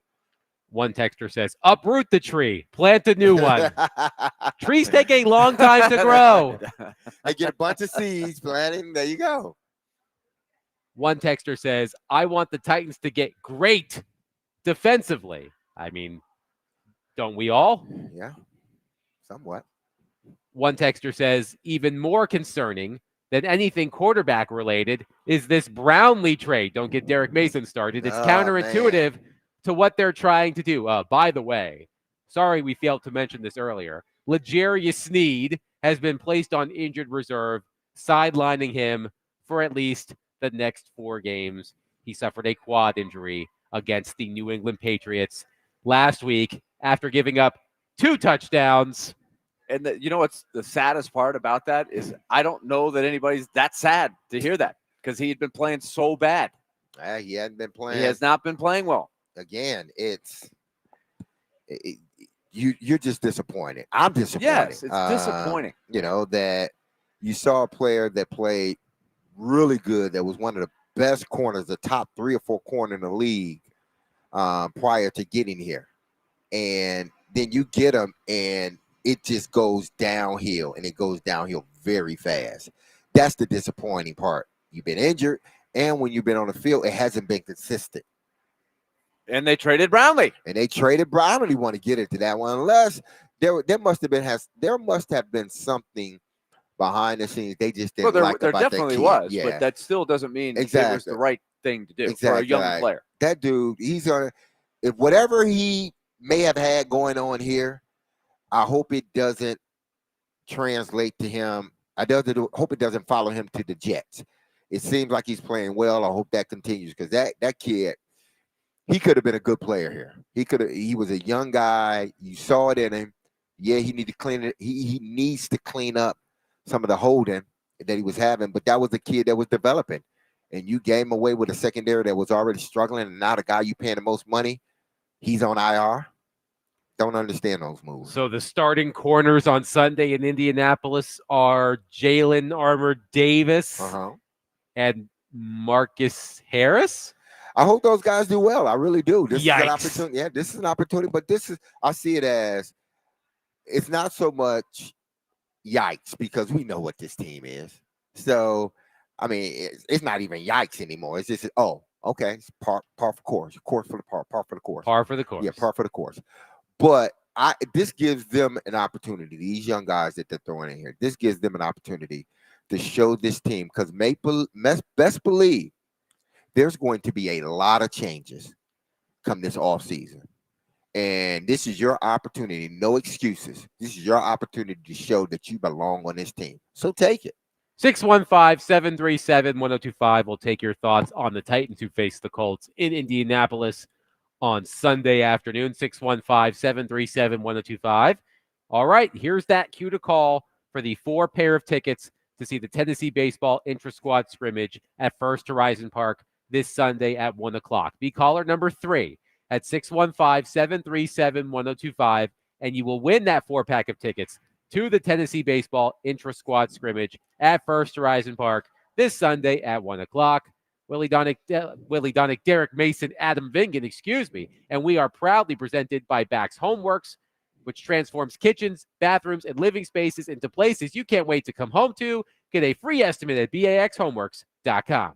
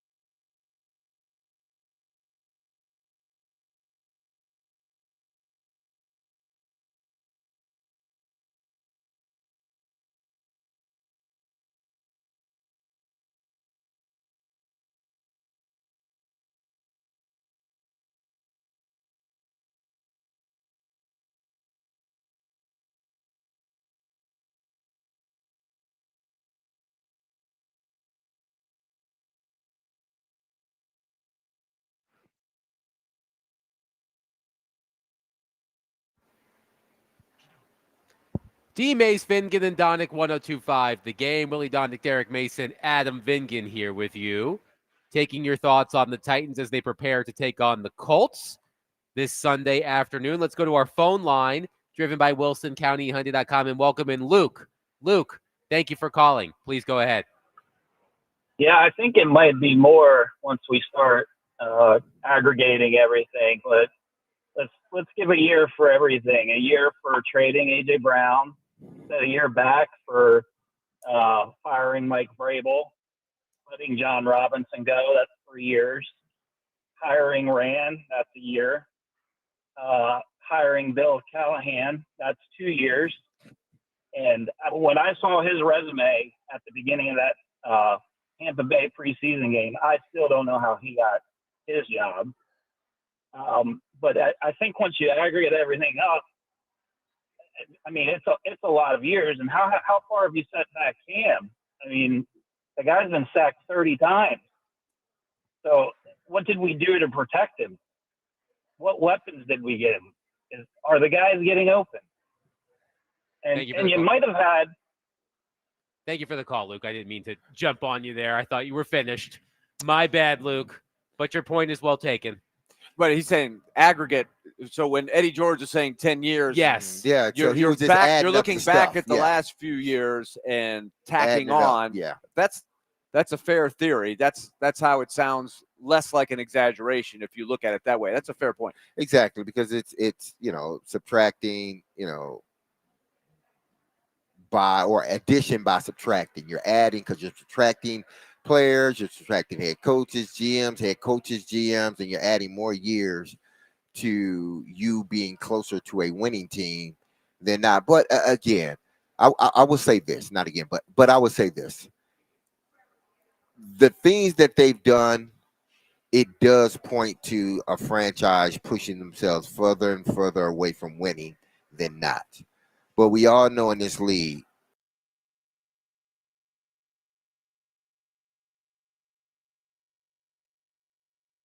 like things a lot faster, but like Titan fans have, like Titans fans feel, they don't believe they're going to hire the right coach. To your point, Derek Mason, one texter says, since apparently we suck at drafting, no point in getting picks. Let's just offer Jeffrey Simmons for John Harbaugh. They might actually take it. The John Harbaugh, it was great. We said something like that when all this stuff happened. At least I said, you want a guy like Harbaugh or Mike Tomlin, guys that they don't want to call plays. They just want to be CEOs of teams. They're leaders. You would want something like that to come into your building and be your head, or someone like that to be your head coach. But those two guys already have jobs. So the next guy is, hopefully he fits that mold. Again, and I've said this, I don't want an offensive coordinator. I don't. I'm not scared of, if y'all do well, if the team does well, then our offense. So what? I would rather my team do well and somebody poach the offensive coordinator than me hiring a guy that's supposedly a guru as my head coach, and we got to fire him anyway. So now we got to look for a head coach and offensive coordinator. Let's go to Dustin in Hopkinsville on our phone line, driven by WilsonCountyHunting.com. Dustin, thank you for calling. Please go ahead. Dustin, are you there? We'll get back to you, Dustin. Yeah, Dustin, call back. We'll get back to you, Dustin. Let's see here. One texter says, Snead on IR eliminates a huge hole in the secondary. Hey, listen, he was more times than not, it seems like he was more of a liability than anything else. Again, you're not available. And then when you are available, you're not playing to that level that we believe you could continue to play at. And that hasn't happened. At least it hasn't happened consistently. Because I know the last time this was pointed out to him, he told the reporter, what he said, did you watch the rest of the game? You see the rest of the game? So at least from what I've seen, the parts that I've seen, and I've watched all of it, it hasn't been consistently good when it comes to Snead. Let's go back to Dustin in Hopkinsville on our phone line, driven by Wilson County, Hyundai.com. Dustin, thank you for calling. Go ahead. Thank you. Sorry I put y'all on hold somehow, guys. All good. Go ahead. But I got a few points to make. You cut the last guy off earlier. Give me just a second. So Sunday, I believe, is going to be a bloodbath. I was ready to make a nickname for McCoy last Sunday in the first half, and I said it first posted on Facebook, so I had the receipt. So I was going to call him the real McCoy. All right. Well, second half didn't go so good. We lost Simmons, and this big thing he's been talking about, he kept saying, and he says it weirdly, it's complimentary football. Well, I don't think we're going to see much complimentary football this Sunday. You got Simmons out. I mean, you've got a few guys that really stepped up in the second half. I can't remember their names. Was it Jahad Ward, a couple other guys, and Sweat got a few sacks. But you know, I think the whole Jarvis Brownlee thing, they said that he didn't fit the culture that they wanted. Well, it's a losing ass culture, so maybe you made the wrong decision. They haven't come out with anything yet to say what he did. You know what I think it is? I think they drafted a dog, and he couldn't keep his mouth shut, and he decided to start saying some things about the team that the guys, Bill Callahan and Brinker didn't like. That's what they do. They get these players and let them go. They'd be better off to let the guys age out. Derrick Henry, pay them way too much than to trade all these guys away. Like the last caller said, and Eddie George set us back 10 years. You can't just go get elite players and just give them away like that all the time. Sunday's going to be a bloodbath, and it's just showing why. I mean, we're full of injuries all the time, and you trade good players, and you don't tell us why. Thank you for the call, Dustin. By the way, the line on that game, let's see if it's changed. Nope, still Indianapolis minus 14.5. Wow. Wasn't it 14? Oh, it was always 14. It's been fluctuating between 14 and 14.5. It's a lot in an NFL game. You don't see very many of those. Man, that's a blowout. Jonathan Hutton said double it yesterday. Yeah. Well, there you go. You know you're a bad team when they are giving you 14 points. Yeah, you're a bad team. But hey, listen, this is where this organization has put themselves. It's unfortunate that after going into week 8. Yes. After week 7, you know, you don't have much good, if at all, anything to say about this team because of what they've done on the field, and that's the unfortunate part, because I think, at least I believe, that I would see a better team, not necessarily a playoff bound team, but a better team. And we just hadn't seen that, especially not consistently. Again, they played 3 really good quarters of football after last week. The first 2 of last week and the last quarter of the Arizona game. Yeah. So they played 3 quarters of good football. Beside that, it's been bad. One texter says Cam's ceiling has been shown already by some of the throws he has made to the worst receiving core in the league with a terrible line. The fumbles have to go, but the throws are exciting. To the texter's point, Cam Ward has done some things this season that tantalize you. Think about that first career touchdown pass to Eligayamana. Think about some of the throws he made in that comeback against Arizona. You know that Cam Ward is talented. No one is denying that Cam Ward is talented. I know one texter earlier said that Cam Ward probably should have gone in the second round. Cam Ward was not escaping the first round of the NFL draft. You can certainly argue that he was not a typical number 1 overall pick in terms of talent. You can certainly make that case. But the key for the Titans is finding a way to get those plays out of Cam Ward more consistently. That starts with finding him weapons. That starts with finding a good coach. There's a lot that goes into that. I have been quite disappointed by what I've seen out of Cam Ward this season. Most of you have been. But when I see some of the plays I know he can make, it stops me from completely giving up on him. Yeah, and I think that's what you got to understand about this team is that you can't. It's hard to truly give an assessment or a judgment of the most important player on this team when the team isn't good. Like this team isn't good at all, and they just fired their coach. So it's hard to really give a true assessment. Have we seen some things we like? Yes. Have we seen some things he need to clear up? Absolutely. In that article, they was talking about his interceptions. The article you sent, I think it's from the Tennessean, about his interceptions, Adam. Yes. And I think two or three of them, he has 5, 2 or 3 of them were tip balls. One he shouldn't have threw to the flat, and he didn't see the guy. It was a bad pass, and I think there was another one in there. His fumble, there's been a fumble that, he got sacked. The one at the end where fumbled, do you call that a fumble? But it should have been a fumble. I don't know. But he did lose the ball twice. Those things I think are correctable.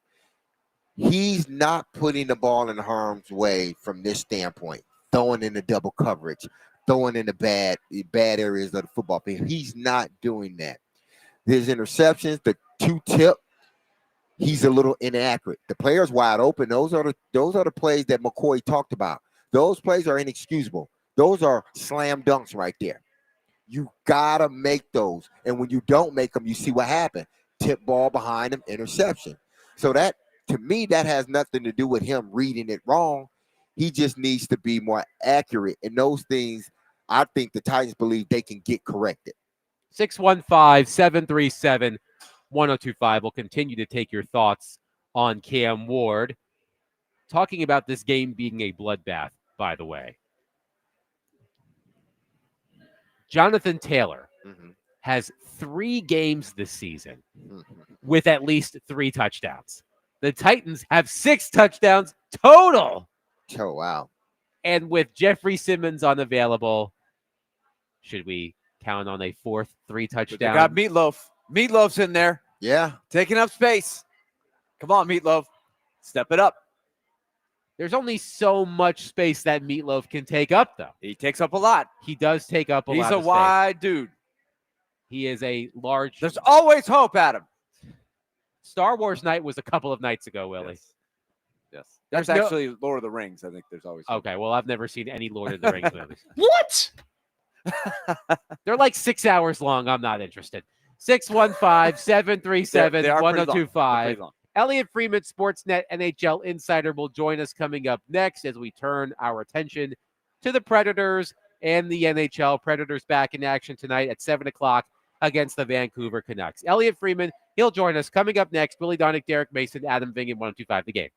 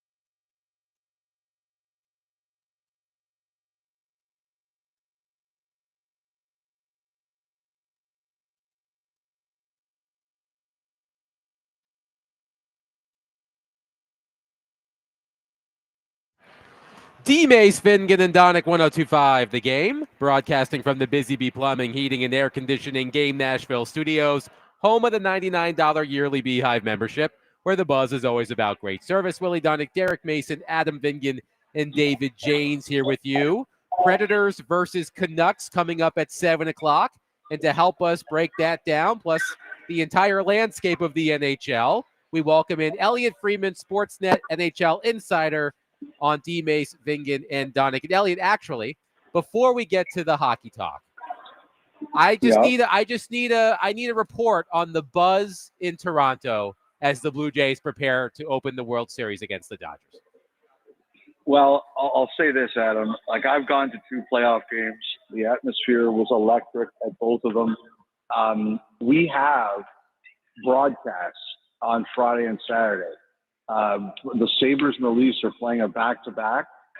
They had the Leafs move the game on Saturday early. They're dropping it for the puck at 5 o'clock instead of the regular 7. And we are joking that we could go on air and say the most ridiculous things, like the Maple Leafs have all traveled to Venus and will not be able to be at the game tonight, and no one is going to care. I will say this, Elliot. I did get a little worried for the Blue Jays when I saw Vladimir Guerrero Jr. arriving for Game 7 in an Austin Matthews jersey, considering the Maple Leafs' history with Game 7s. But it worked out. Yeah, it did. You know, like, if the Maple Leafs go anywhere, people are going to credit Guerrero for breaking the curse, right? Like, 'cause I'll tell you this, Adam, the whole country had the same reaction that you did when they saw the pictures. Like, if you saw the replies, it was like, why? The different group chats I had with friends and coworkers were like, is this guy nuts? Like, that's the jersey he would wear? But Guerrero is on such a roll right now and is such a stud that ancient curses cannot stop him. That is true. That is very true. So, Elliot, the Anaheim Ducks were here a couple of nights ago, and Ross Johnston, of all people, had a 3-point night. By the way, Willie Donick with an expert announcer jinx before Ross Johnston scored. I mean, 3 seconds, like 4 seconds before he scored the goal at the beginning of the game, I said something like, not much skill on this line. And sure enough, boom. I mean, that's hilarious, man. Yes. And it was noted by some fans. Yes, and me. I made sure to point it out as well. I had to wear it. I had to wear it, as they say. You know, I'll say this about Ross Johnston. Like, he is a really popular teammate. On the island, when they had to let him go and he got claimed on waivers by the Ducks, there were a lot of people there in the organization that were really sorry to see him go. So I have no doubt that there were a lot of people inside the game who know him who were thrilled for him in that night. The reason I bring up Ross Johnston, Elliot, is he had 3 points in 8 minutes and 53 seconds of ice time against the Predators on Tuesday. Yeah. That's more points than Steven Stamkos has all season for the Nashville Predators. And Willie and I talked about this yesterday, and I want your opinion on this as well. I'm starting to get a little concerned about Steven Stamkos. I feel like I'm not noticing him on the ice much. There are limitations, of course, with the level of talent on the team versus the level of talent on his previous team. That's something that we noted when the Predators signed him last summer. But I'm starting to get a little concerned that Steven Stamkos may have lost a little bit of that touch. And watching Stamkos, have you noticed anything similar? You know, I knew, Adam, that this was going to be a topic. And for a rare occasion, I actually decided to do some research. I was like, I better actually do research into this. And I understand your concern, and I'll tell you that I share it. Now, I am a big Stamkos truther. I am a big fan of his, personally and professionally. He's a proud guy, and a lot of lesser men would have quit and not gotten to where he got with some of the injuries he faced. I'm concerned too. I think the thing I'm most concerned about is that he's not making an impact on the power play. 5-on-5, yeah, you want it to be more always, but Stamkos's bread and butter was always the power play. He'd be in his spot. He has that wicked shot, and he could change a game with one blast. And, I don't think you can solely blame it on, the Predators can't get it to him, although that's an issue. I'm shocked at how lack of an effect he's having on games on the power play. That is the thing that stands out to me, Adam, is I figured even if it didn't work so well at 5-on-5, the power play would make everything else worthwhile. And it's not doing that. Part of me wonders, Elliot, I know it was incredibly difficult for Steven Stamkos to leave Tampa. You can't say that anymore. It's been a year. Okay. Adam, I really believe that. Hey, it was tough. It was jarring. It was like even Julien Brisebois, the GM of the Lightning, who I think is ice cold, was rattled making that decision because he knew how big it was. But you know what, Adam? We're all pros or aspire to be in what we do, right? There's a point where you've got to close the door. You've got to move on. Life happens. Everybody understands that. We've all been transferred from a job. We've all been moved on from a job. Life happens. You can't mope forever. And you have to adjust. And I think deep down, maybe not even deep down, I think maybe the Stamkos I know would not accept that as an excuse at this point either. Where I was going with that, Elliot, is Steven Stamkos. That's okay. Steven Stamkos had to uproot his life and move to Nashville. I agree with you. It's past time for him to have the hard feelings about what happened in Tampa. But here is something I have started to wonder just within my own mind. If Steven Stamkos sees how this Predators season is going, how this team is trending, could you see a world where Steven Stamkos approaches Barry Trotz about waiving his no movement clause and joining a contender where perhaps he can get back to being the Steven Stamkos we know he can be? Boy, you're trying to get me. I'm not trying to radio you, I promise. 3 weeks of the season. I'm not trying to radio you, I promise. That's what I'm here for. Okay, let me just say this clearly and carefully.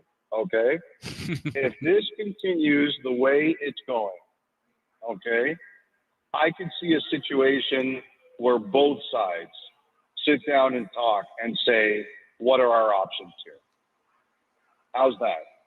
That works for me. I do not want to radio you. I know how difficult that can be. I don't honestly, Adam. If it doesn't get better, could you not see a situation where it is beneficial to both team and player to explore it? I could see that. Yes. Yeah, not next week. Yes, but not next week. But down the road somewhere, could it get to that? Yeah, without question. Without question. I think there's more there. I think there's more there than he's shown. Let's see how it works. Now let's flip, Elliot. With Vancouver in town, you guys are always on top of it. The storylines. What have you made from them? And looking at some of their numbers, they have done a very good job staying afloat, even though the analytics don't look very good for them. So it looks to me like Thatcher Demko and Kevin Lankinen have played very well for them. They've got kind of the same issue that you guys do. They've got a bit of a hole in the middle. Now they've got Pettersson, who when he's going is a really good center. But now, especially with the injuries suffered this week by Philip Hedl, they're really thin down the middle. And it got exposed the other night. Pittsburgh gave them a lot of trouble. So, they have an elite player in Hughes. He's a star of stars. He'll be at the Olympics this year. Pedersen, after a really slow start, has started to get going. I agree. I agree that their goaltending has been very good.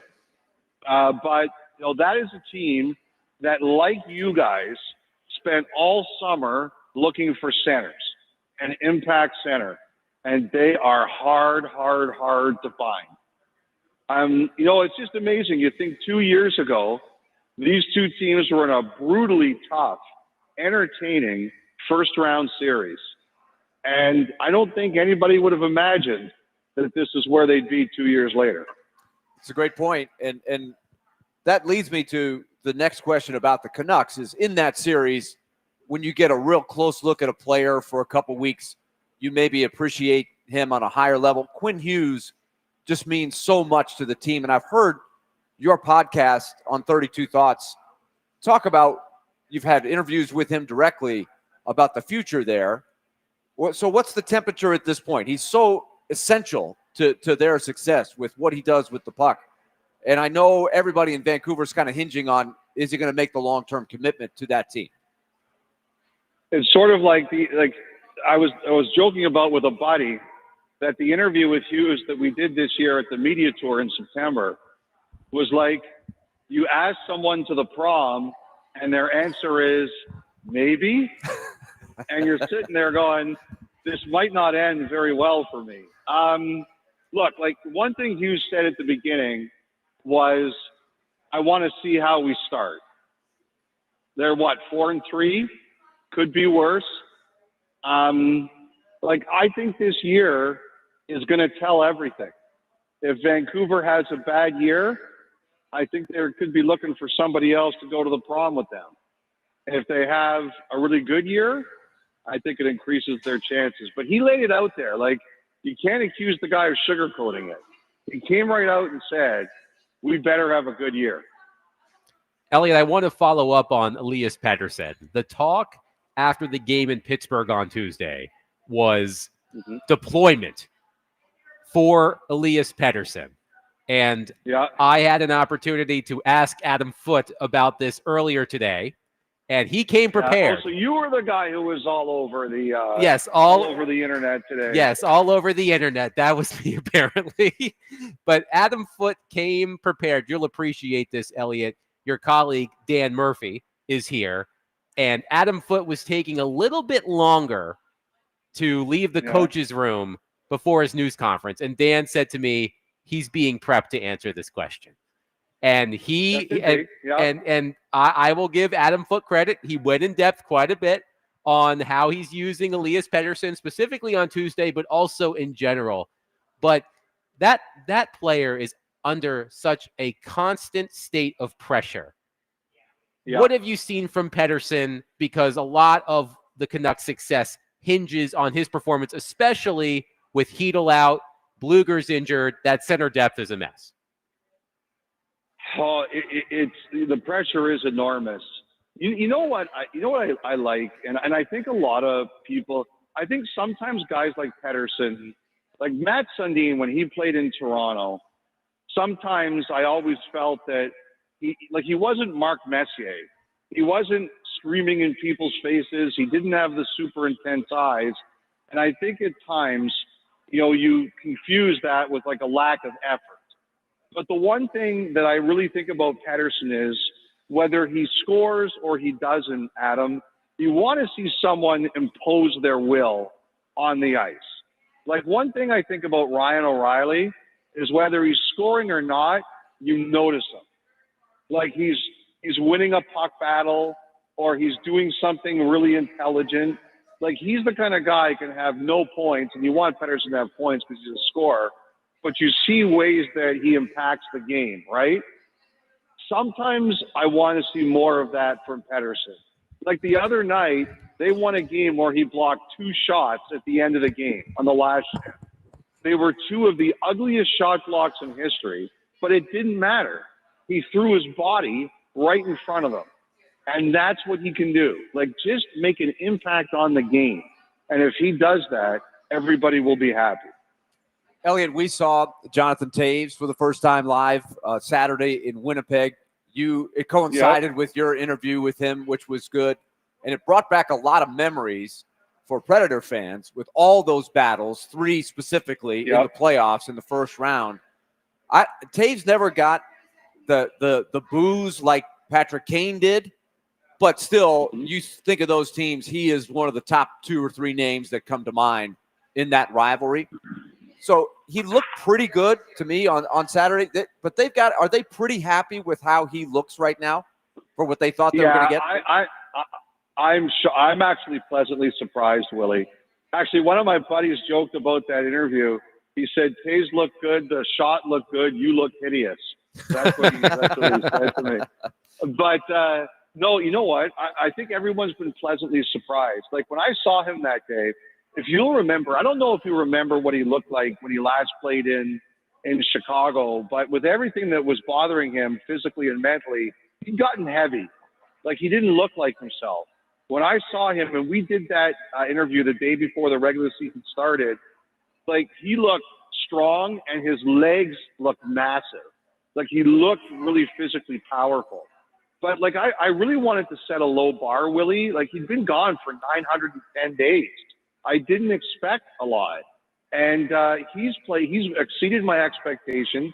He scored in the game after the one you're mentioning. But like for me, he's been better than I thought he was going to be. And they've got a lot of injuries, and I think they're 5-1.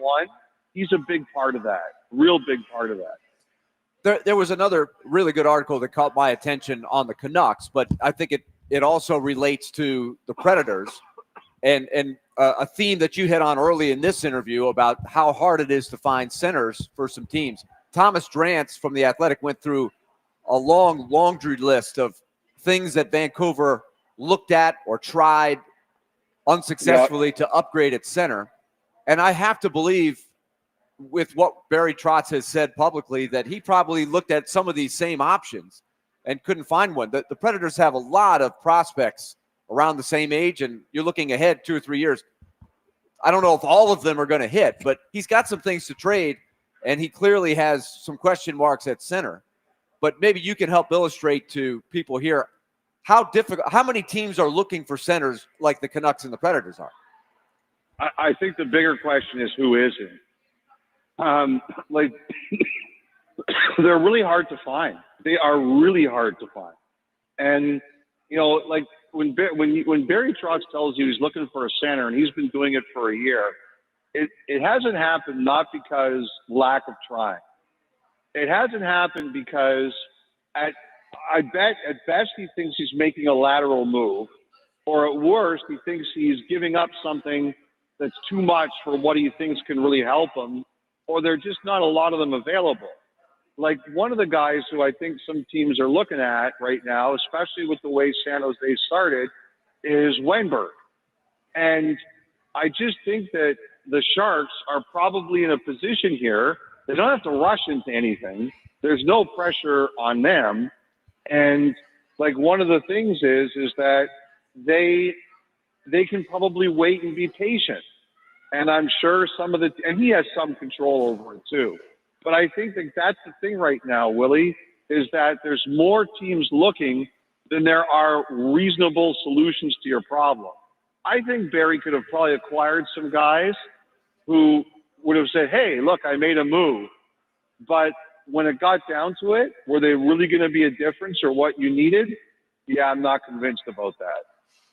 Elliot Freeman, Sportsnet NHL Insider, has been our guest on D. Mace, Vingan, and Donick. He joins us every Thursday during hockey season, and he is presented by Old National Bank. Get old. Elliot, great stuff as always. Enjoy the World Series. We'll catch up next week.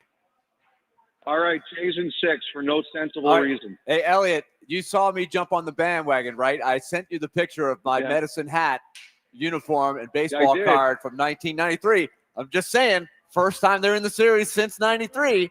Could there be a connection? There you go. I expect this to be in 32 Willie, thoughts. Your buddy Caleb is becoming a big star up here, man. He is a star, isn't he? He's done a great job. It was great. We were up there all week, and so I was communicating with him. He was doing the field. He's talking about Caleb Joseph, grew up in Nashville, played high school ball here, played for the Orioles, and ended his career with Blue Jays. Now doing a lot of work for the Sportsnet World Series broadcast. So he's the man. He's the man. He just came Yeah, back he's yesterday becoming for a a couple big days. star. Big star. Good for him. Elliot, we'll talk next week. Take care. 615-737-1025. We'll take your thoughts on what Elliot had to say about the Nashville Predators. We'll also get back into the Tennessee Titans coming up next. 615-737-1025. Willie Donick, Derek Mason, Adam Vingan, 1025 The Game.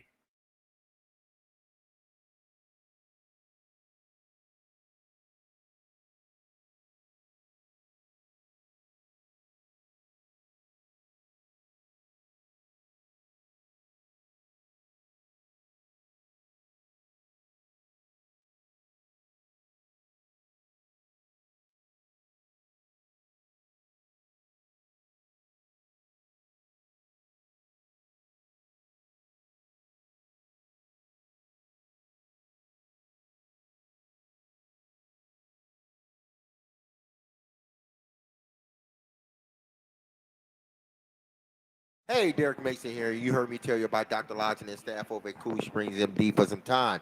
If you set out to lose weight, chances are it's not your first time setting a goal. You should shed some extra pounds only to face disappointment. But I got some news, and it's good, okay? Because at Cool Springs MD, Dr. Lodge and his team understands the frustration of this cycle, and this is why they offer a different approach to weight loss. Their comprehensive weight loss program is led by Dr. Jeffrey Lodge and addresses the root cause of weight gain with tailored nutrition, exercise, blood test supplements, and more. They will customize a program specific to you and you only. So connect with Dr. Lodge at CoolSpringsMD.com today to schedule your appointment for a personalized weight loss plan just for you. That's Cool Springs MD, where your weight loss journey becomes a success story.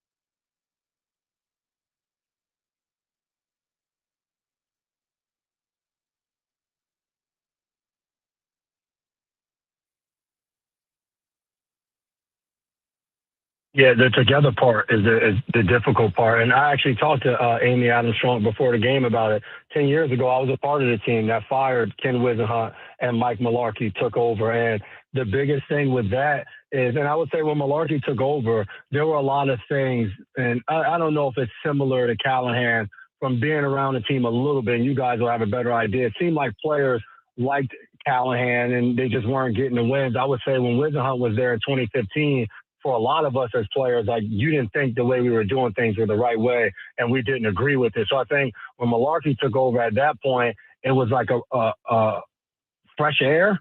It was like guys were excited about what could become the team. So it was able to get going. Not like you're going to win a ton of games. We weren't a good football team at that moment, but I think that helped band guys together to want to go out there and perform better for Mularkey, but for ourselves, and prove that we were a better football team than so far what we had put forward. But I think the main thing, I was in Cleveland the year we went 0-16.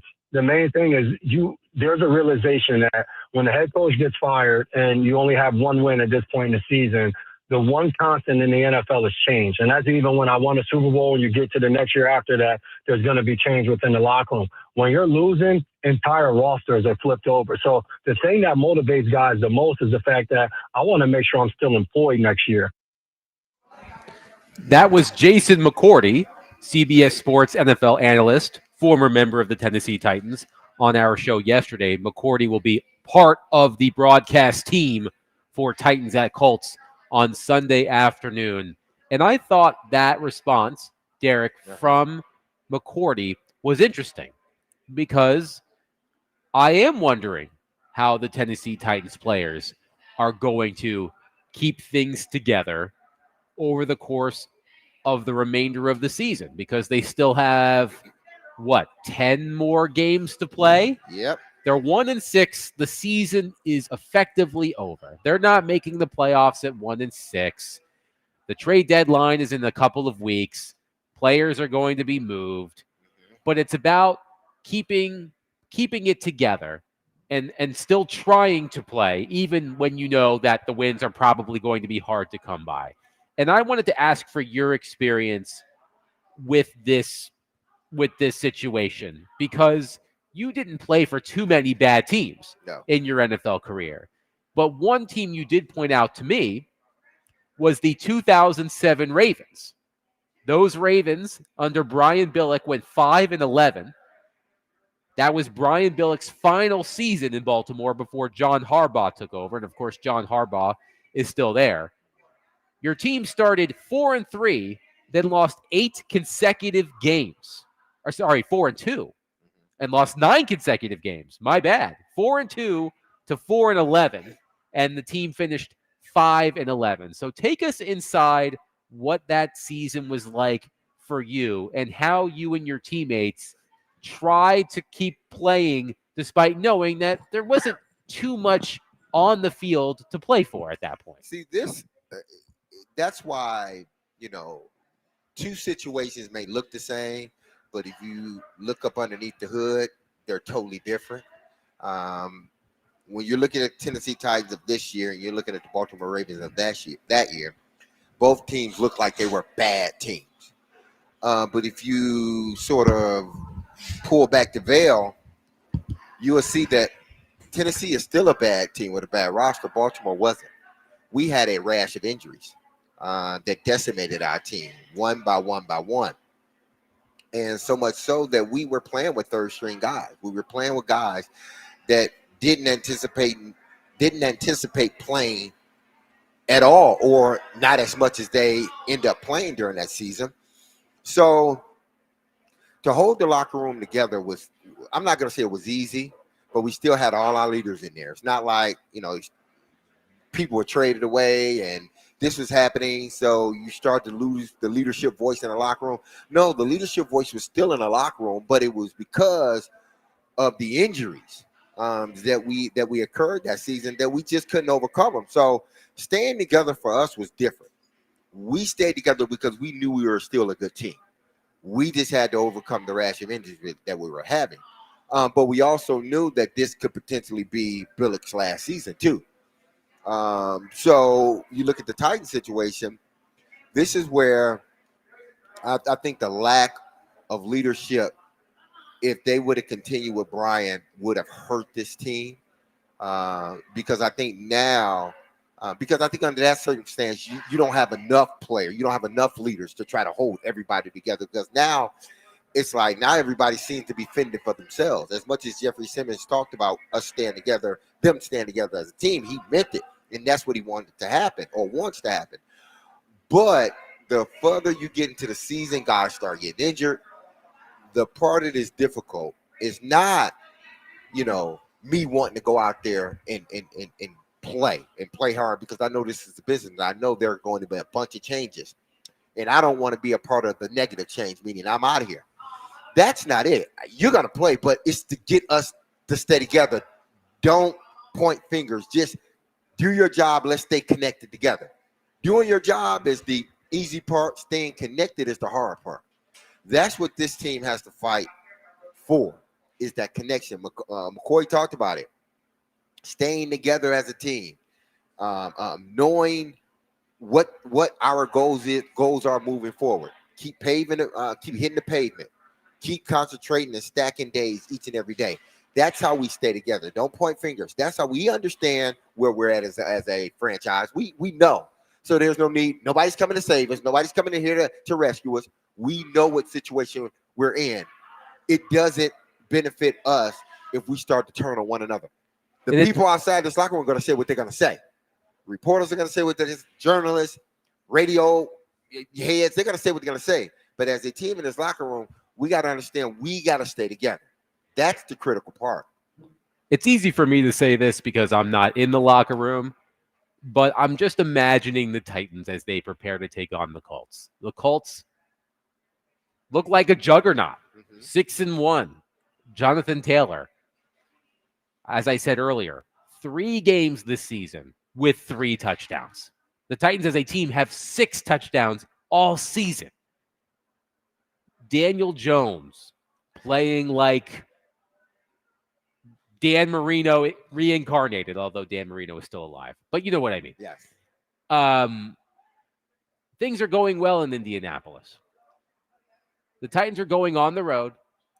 Calvin Ridley, I would assume, is not going to play. He did not practice again today. We know Jeffrey Simmons isn't going to play.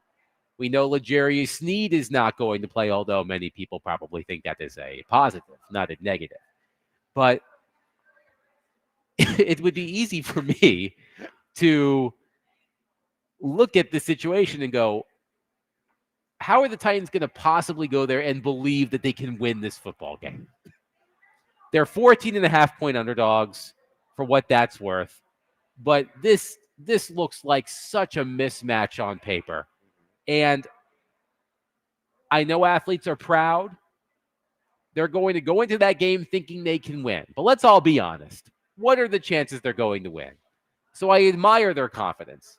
But I'm just not sure how they can realistically put themselves in the frame of mind that, hey, we're shorthanded. We're 1-6.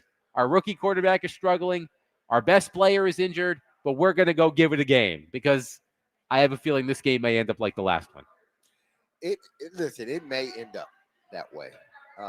But that doesn't mean as a team you can't go out there and still fight. You never know what's going to happen. Listen, yeah, the Colts are predicted to win by 14 points. But what happens if you get a few turnovers, you play like you did in the first half of last game?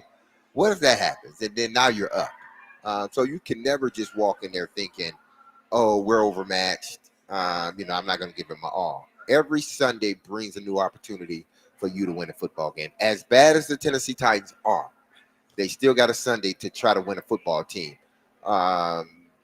Do we believe it's going to happen? It's a slim chance that it will. But if you go out there and you don't make mistakes like they did last game, when you have 4 or 5 plays that pretty much tip the scale the other way, if you go out there and don't make those mistakes, you give yourself an opportunity to win. If you go out there and you do that, you're a bad team. Bad teams can't overcome turnovers and mental errors. So they can't go out there like that. But this is going to be another test for them, going up against a really good team, and how, because every game moving forward for the Tennessee Titans, there's going to be some type of adversity they're going to have to face, because they're a bad team, so they're going to have to overcome something.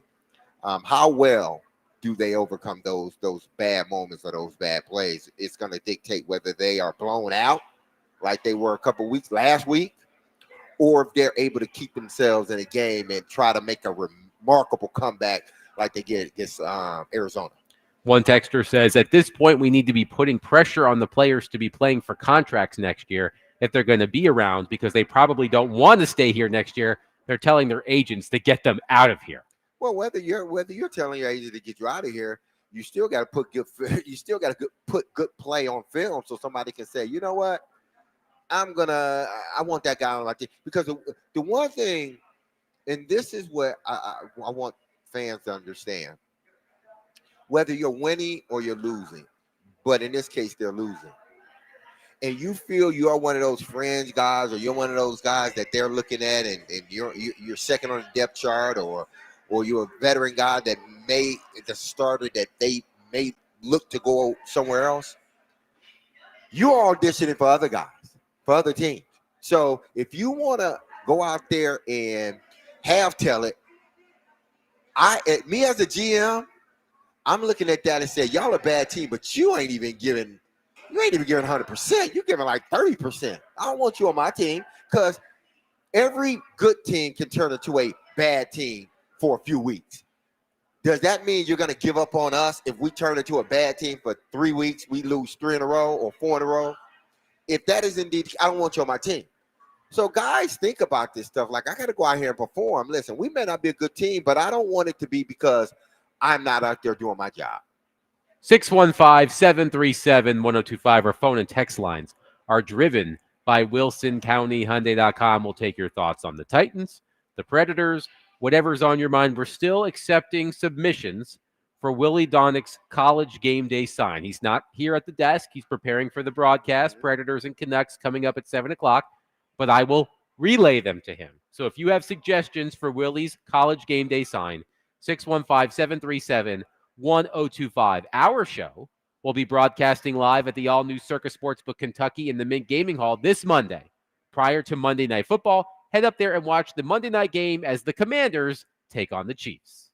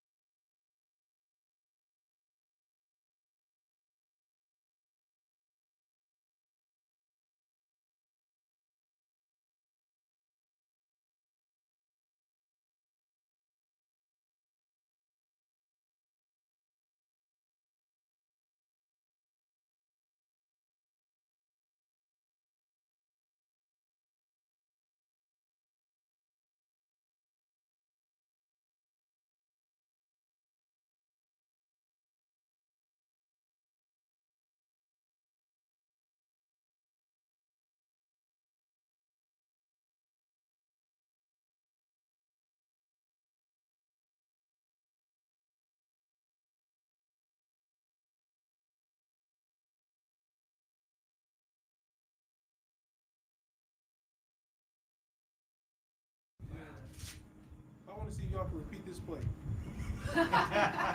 And this is an easy one, too. YMO. Let's just do this one. Let's go gun, deuce right closer, Z top, fire 6, J, Bria, boom, F shift, H burst on the turn. No chance. No chance. I'll give you easy one. This is a base game plan right here.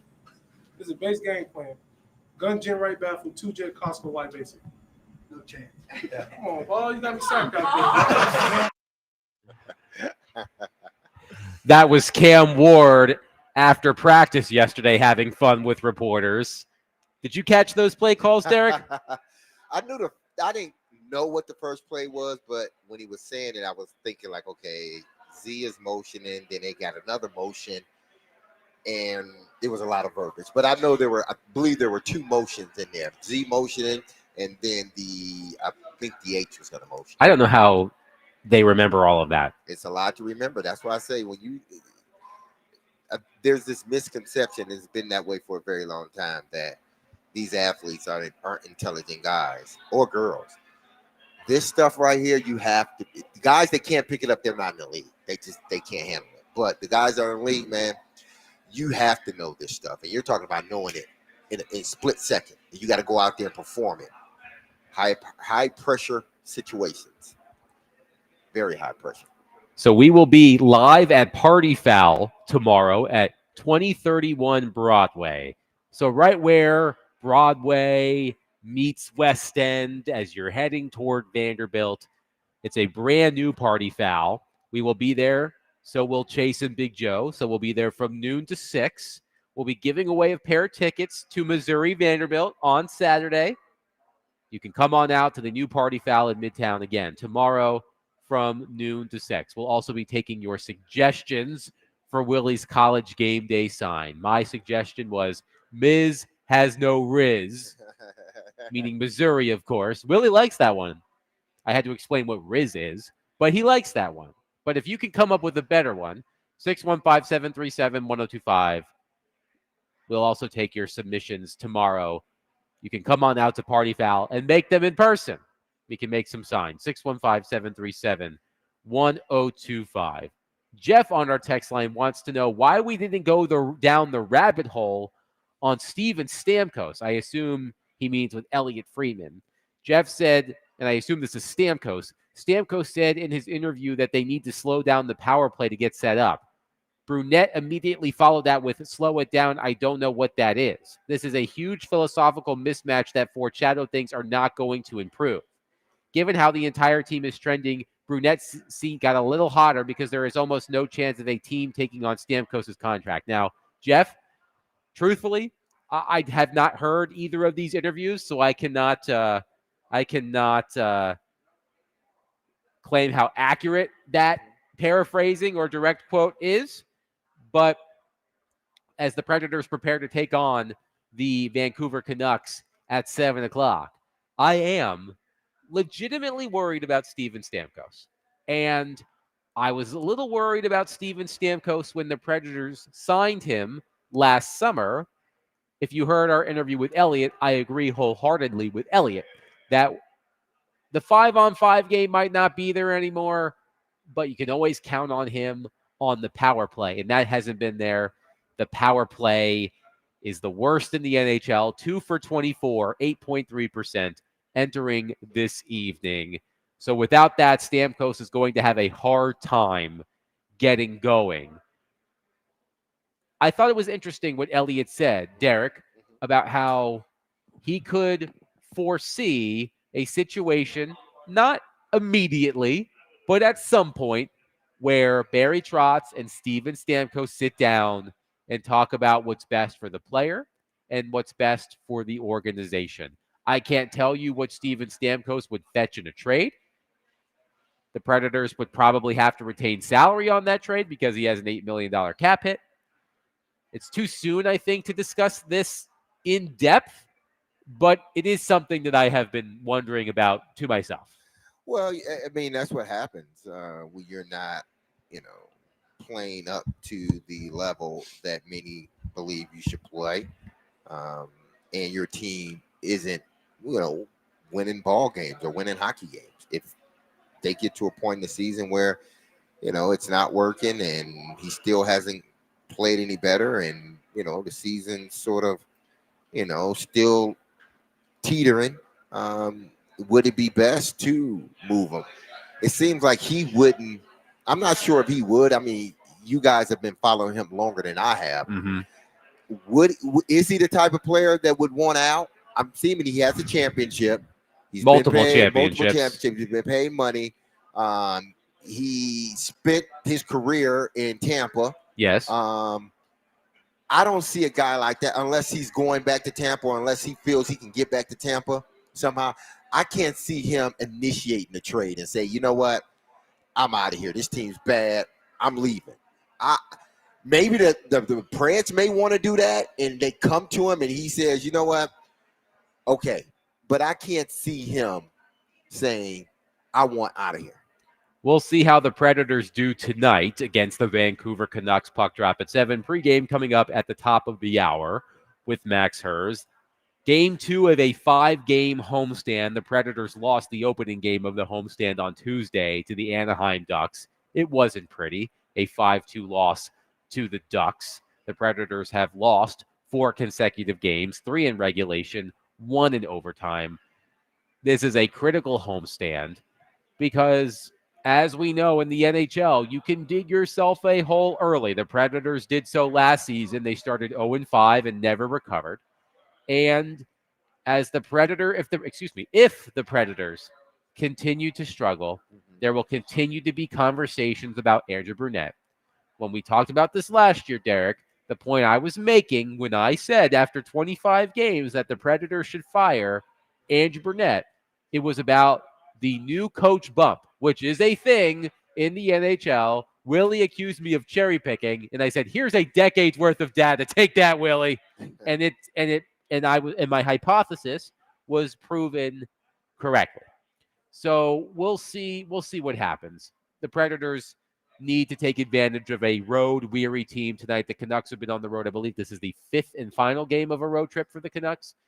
They're banged up, so we'll see how the Predators do against the Canucks. That's tonight at 7. Max Hers will have pregame in just a matter of moments. Also, I didn't see this initially, so it's news to me. Mm-hmm. We've talked about College Game Day being at Vanderbilt on the Wyatt Lawn, Saturday from 8 a.m. to 11 a.m. Central. Nate Bargatze will be the guest picker. There will also be live performances from Kenny Chesney and Dierks Bentley. Okay. So it's going to be a party at Vanderbilt for College Game Day. We'll talk more about the matchup tomorrow because we'll, of course, be right down the street at Party Foul in Midtown. We'll get more into the nuts and bolts of the Vanderbilt-Missouri matchup tomorrow. But I'm really interested in what the scene is going to be like at College Game Day on Saturday. David sent me a video of students practicing their field goal kicking for Pat McAfee's field goal kicking competition. Uh-huh. So we'll see if one of those students gets an opportunity to win some of Pat McAfee's money. I believe it's $100,000. It is his money. It's not ESPN's money, if I am not mistaken. Okay. So you can win $100,000 of Pat McAfee's money. He's got money to spare. He's got like 5 jobs, and I'm sure they all pay quite handsomely. Okay, tomorrow. Yes. Tomorrow, Friday, we're going to spend the bulk of our time on Vandy. Yes. A lot of time. We're going to talk a lot about Vandy. I'm throwing down the flag on what I want from Vandy on game day. Okay. Oh, I'm boy. going to lay it down tomorrow. Okay. I want everybody, just like I said, when they win, that goalpost needs to somehow, some way be in the Cumberland. They won, somehow, some way reach the Cumberland. I'm going to throw down something tomorrow. Okay. And I'm going to challenge. You're going to challenge the students of Vanderbilt University. Exactly. And they are for a challenge. I know they are. Yes. They They're are for a smart challenge. kids. Exactly. They're smart kids. Absolutely. So I got a challenge for them. We also learned that Willie Donick is going to have VIP College Game Day access. Thanks to Max Hers. Thanks to Max Hers for hooking Willie Donick up with the VIP. What does that entail? Front row, right behind the desk? Next to the fellas. He gets to touch the dog. Yeah, he gets to touch the dog. He gets to pet Kirk Herbstreit's dog. that could be a VIP event. There you go. We might we are still confirming. We Yeah. might have a special College Game Day related guest on the show tomorrow. Absolutely. We might be graced with the presence of Desmond Howard, who of course is on the set on College Game Day, and no better time if Desmond Howard joins us than the weekend of Michigan versus Michigan State. Absolutely. I'm sure you two will behave yourselves. Go green. Go white. And when he comes on, you got to play the fight. I'm going to say it. You got to play the fight song. No Michigan fight songs on this radio station. This is your turf. Exactly. This is your turf. So when he's introduced, we're going to play that Spartan song. As long as he doesn't hang up the phone. We kind of want him to stay on the line. We want Desmond Howard to stay on the line. So we hope to be joined by Desmond Howard of College Game Day tomorrow to help us break down Missouri and Vanderbilt. We'll be joined by Chad Withrow of Hot Mike with Hutton and Withrow on Outkick. We'll also take it to the bank as we always do to end the week. Derek, before we go, you started the show with a couple of conspiracy theories. Yes. Any more favorite conspiracy theories? Some I can't say on air because I'd just get in trouble. Get in trouble. Got a lot of parents out there, so I can't say the one that I really want to say. But I get in trouble with a lot of parents out there, even parents that I know. I would probably be in trouble. So I'm not going to say that one. But I'm sure there are some other conspiracies out there. I'm a huge conspiracy theorist. I love it. So, but I don't believe the Earth is flat. That I do not believe. But you neither confirmed nor denied that the moon landing was staged. I am neither. You can convince me either way. I'm like, yeah, okay. If you okay, hey, it's just, hey, like one texter said, did we forget how to get to the moon? Did we lose the technology to get to the moon? I don't know. That's what one texter said. I'm just saying, hey. I know you're just saying. Hey, you're always just saying. Hey, I'm just saying. It's you're always just saying. You'd be amazed. You would be amazed at how many people think like me when it comes to that. Oh, I'm sure. That'll do it for us today. We will be live at Party Foul tomorrow in Midtown as Vanderbilt prepares to host College Game Day against Missouri. We hope to have Desmond Howard on the program. We will have Chad Withrow on the program. We'll continue to talk Titans as well as they prepare to take on the Colts. But Max Hers has Predators pregame coming up next. Be loved, love on your people. Have a safe, blessed, and wonderful Thursday. I love you. The team love you. You hear that song. You hear that music, those words. Don't you forget about us because we will be back tomorrow at 3. Peace.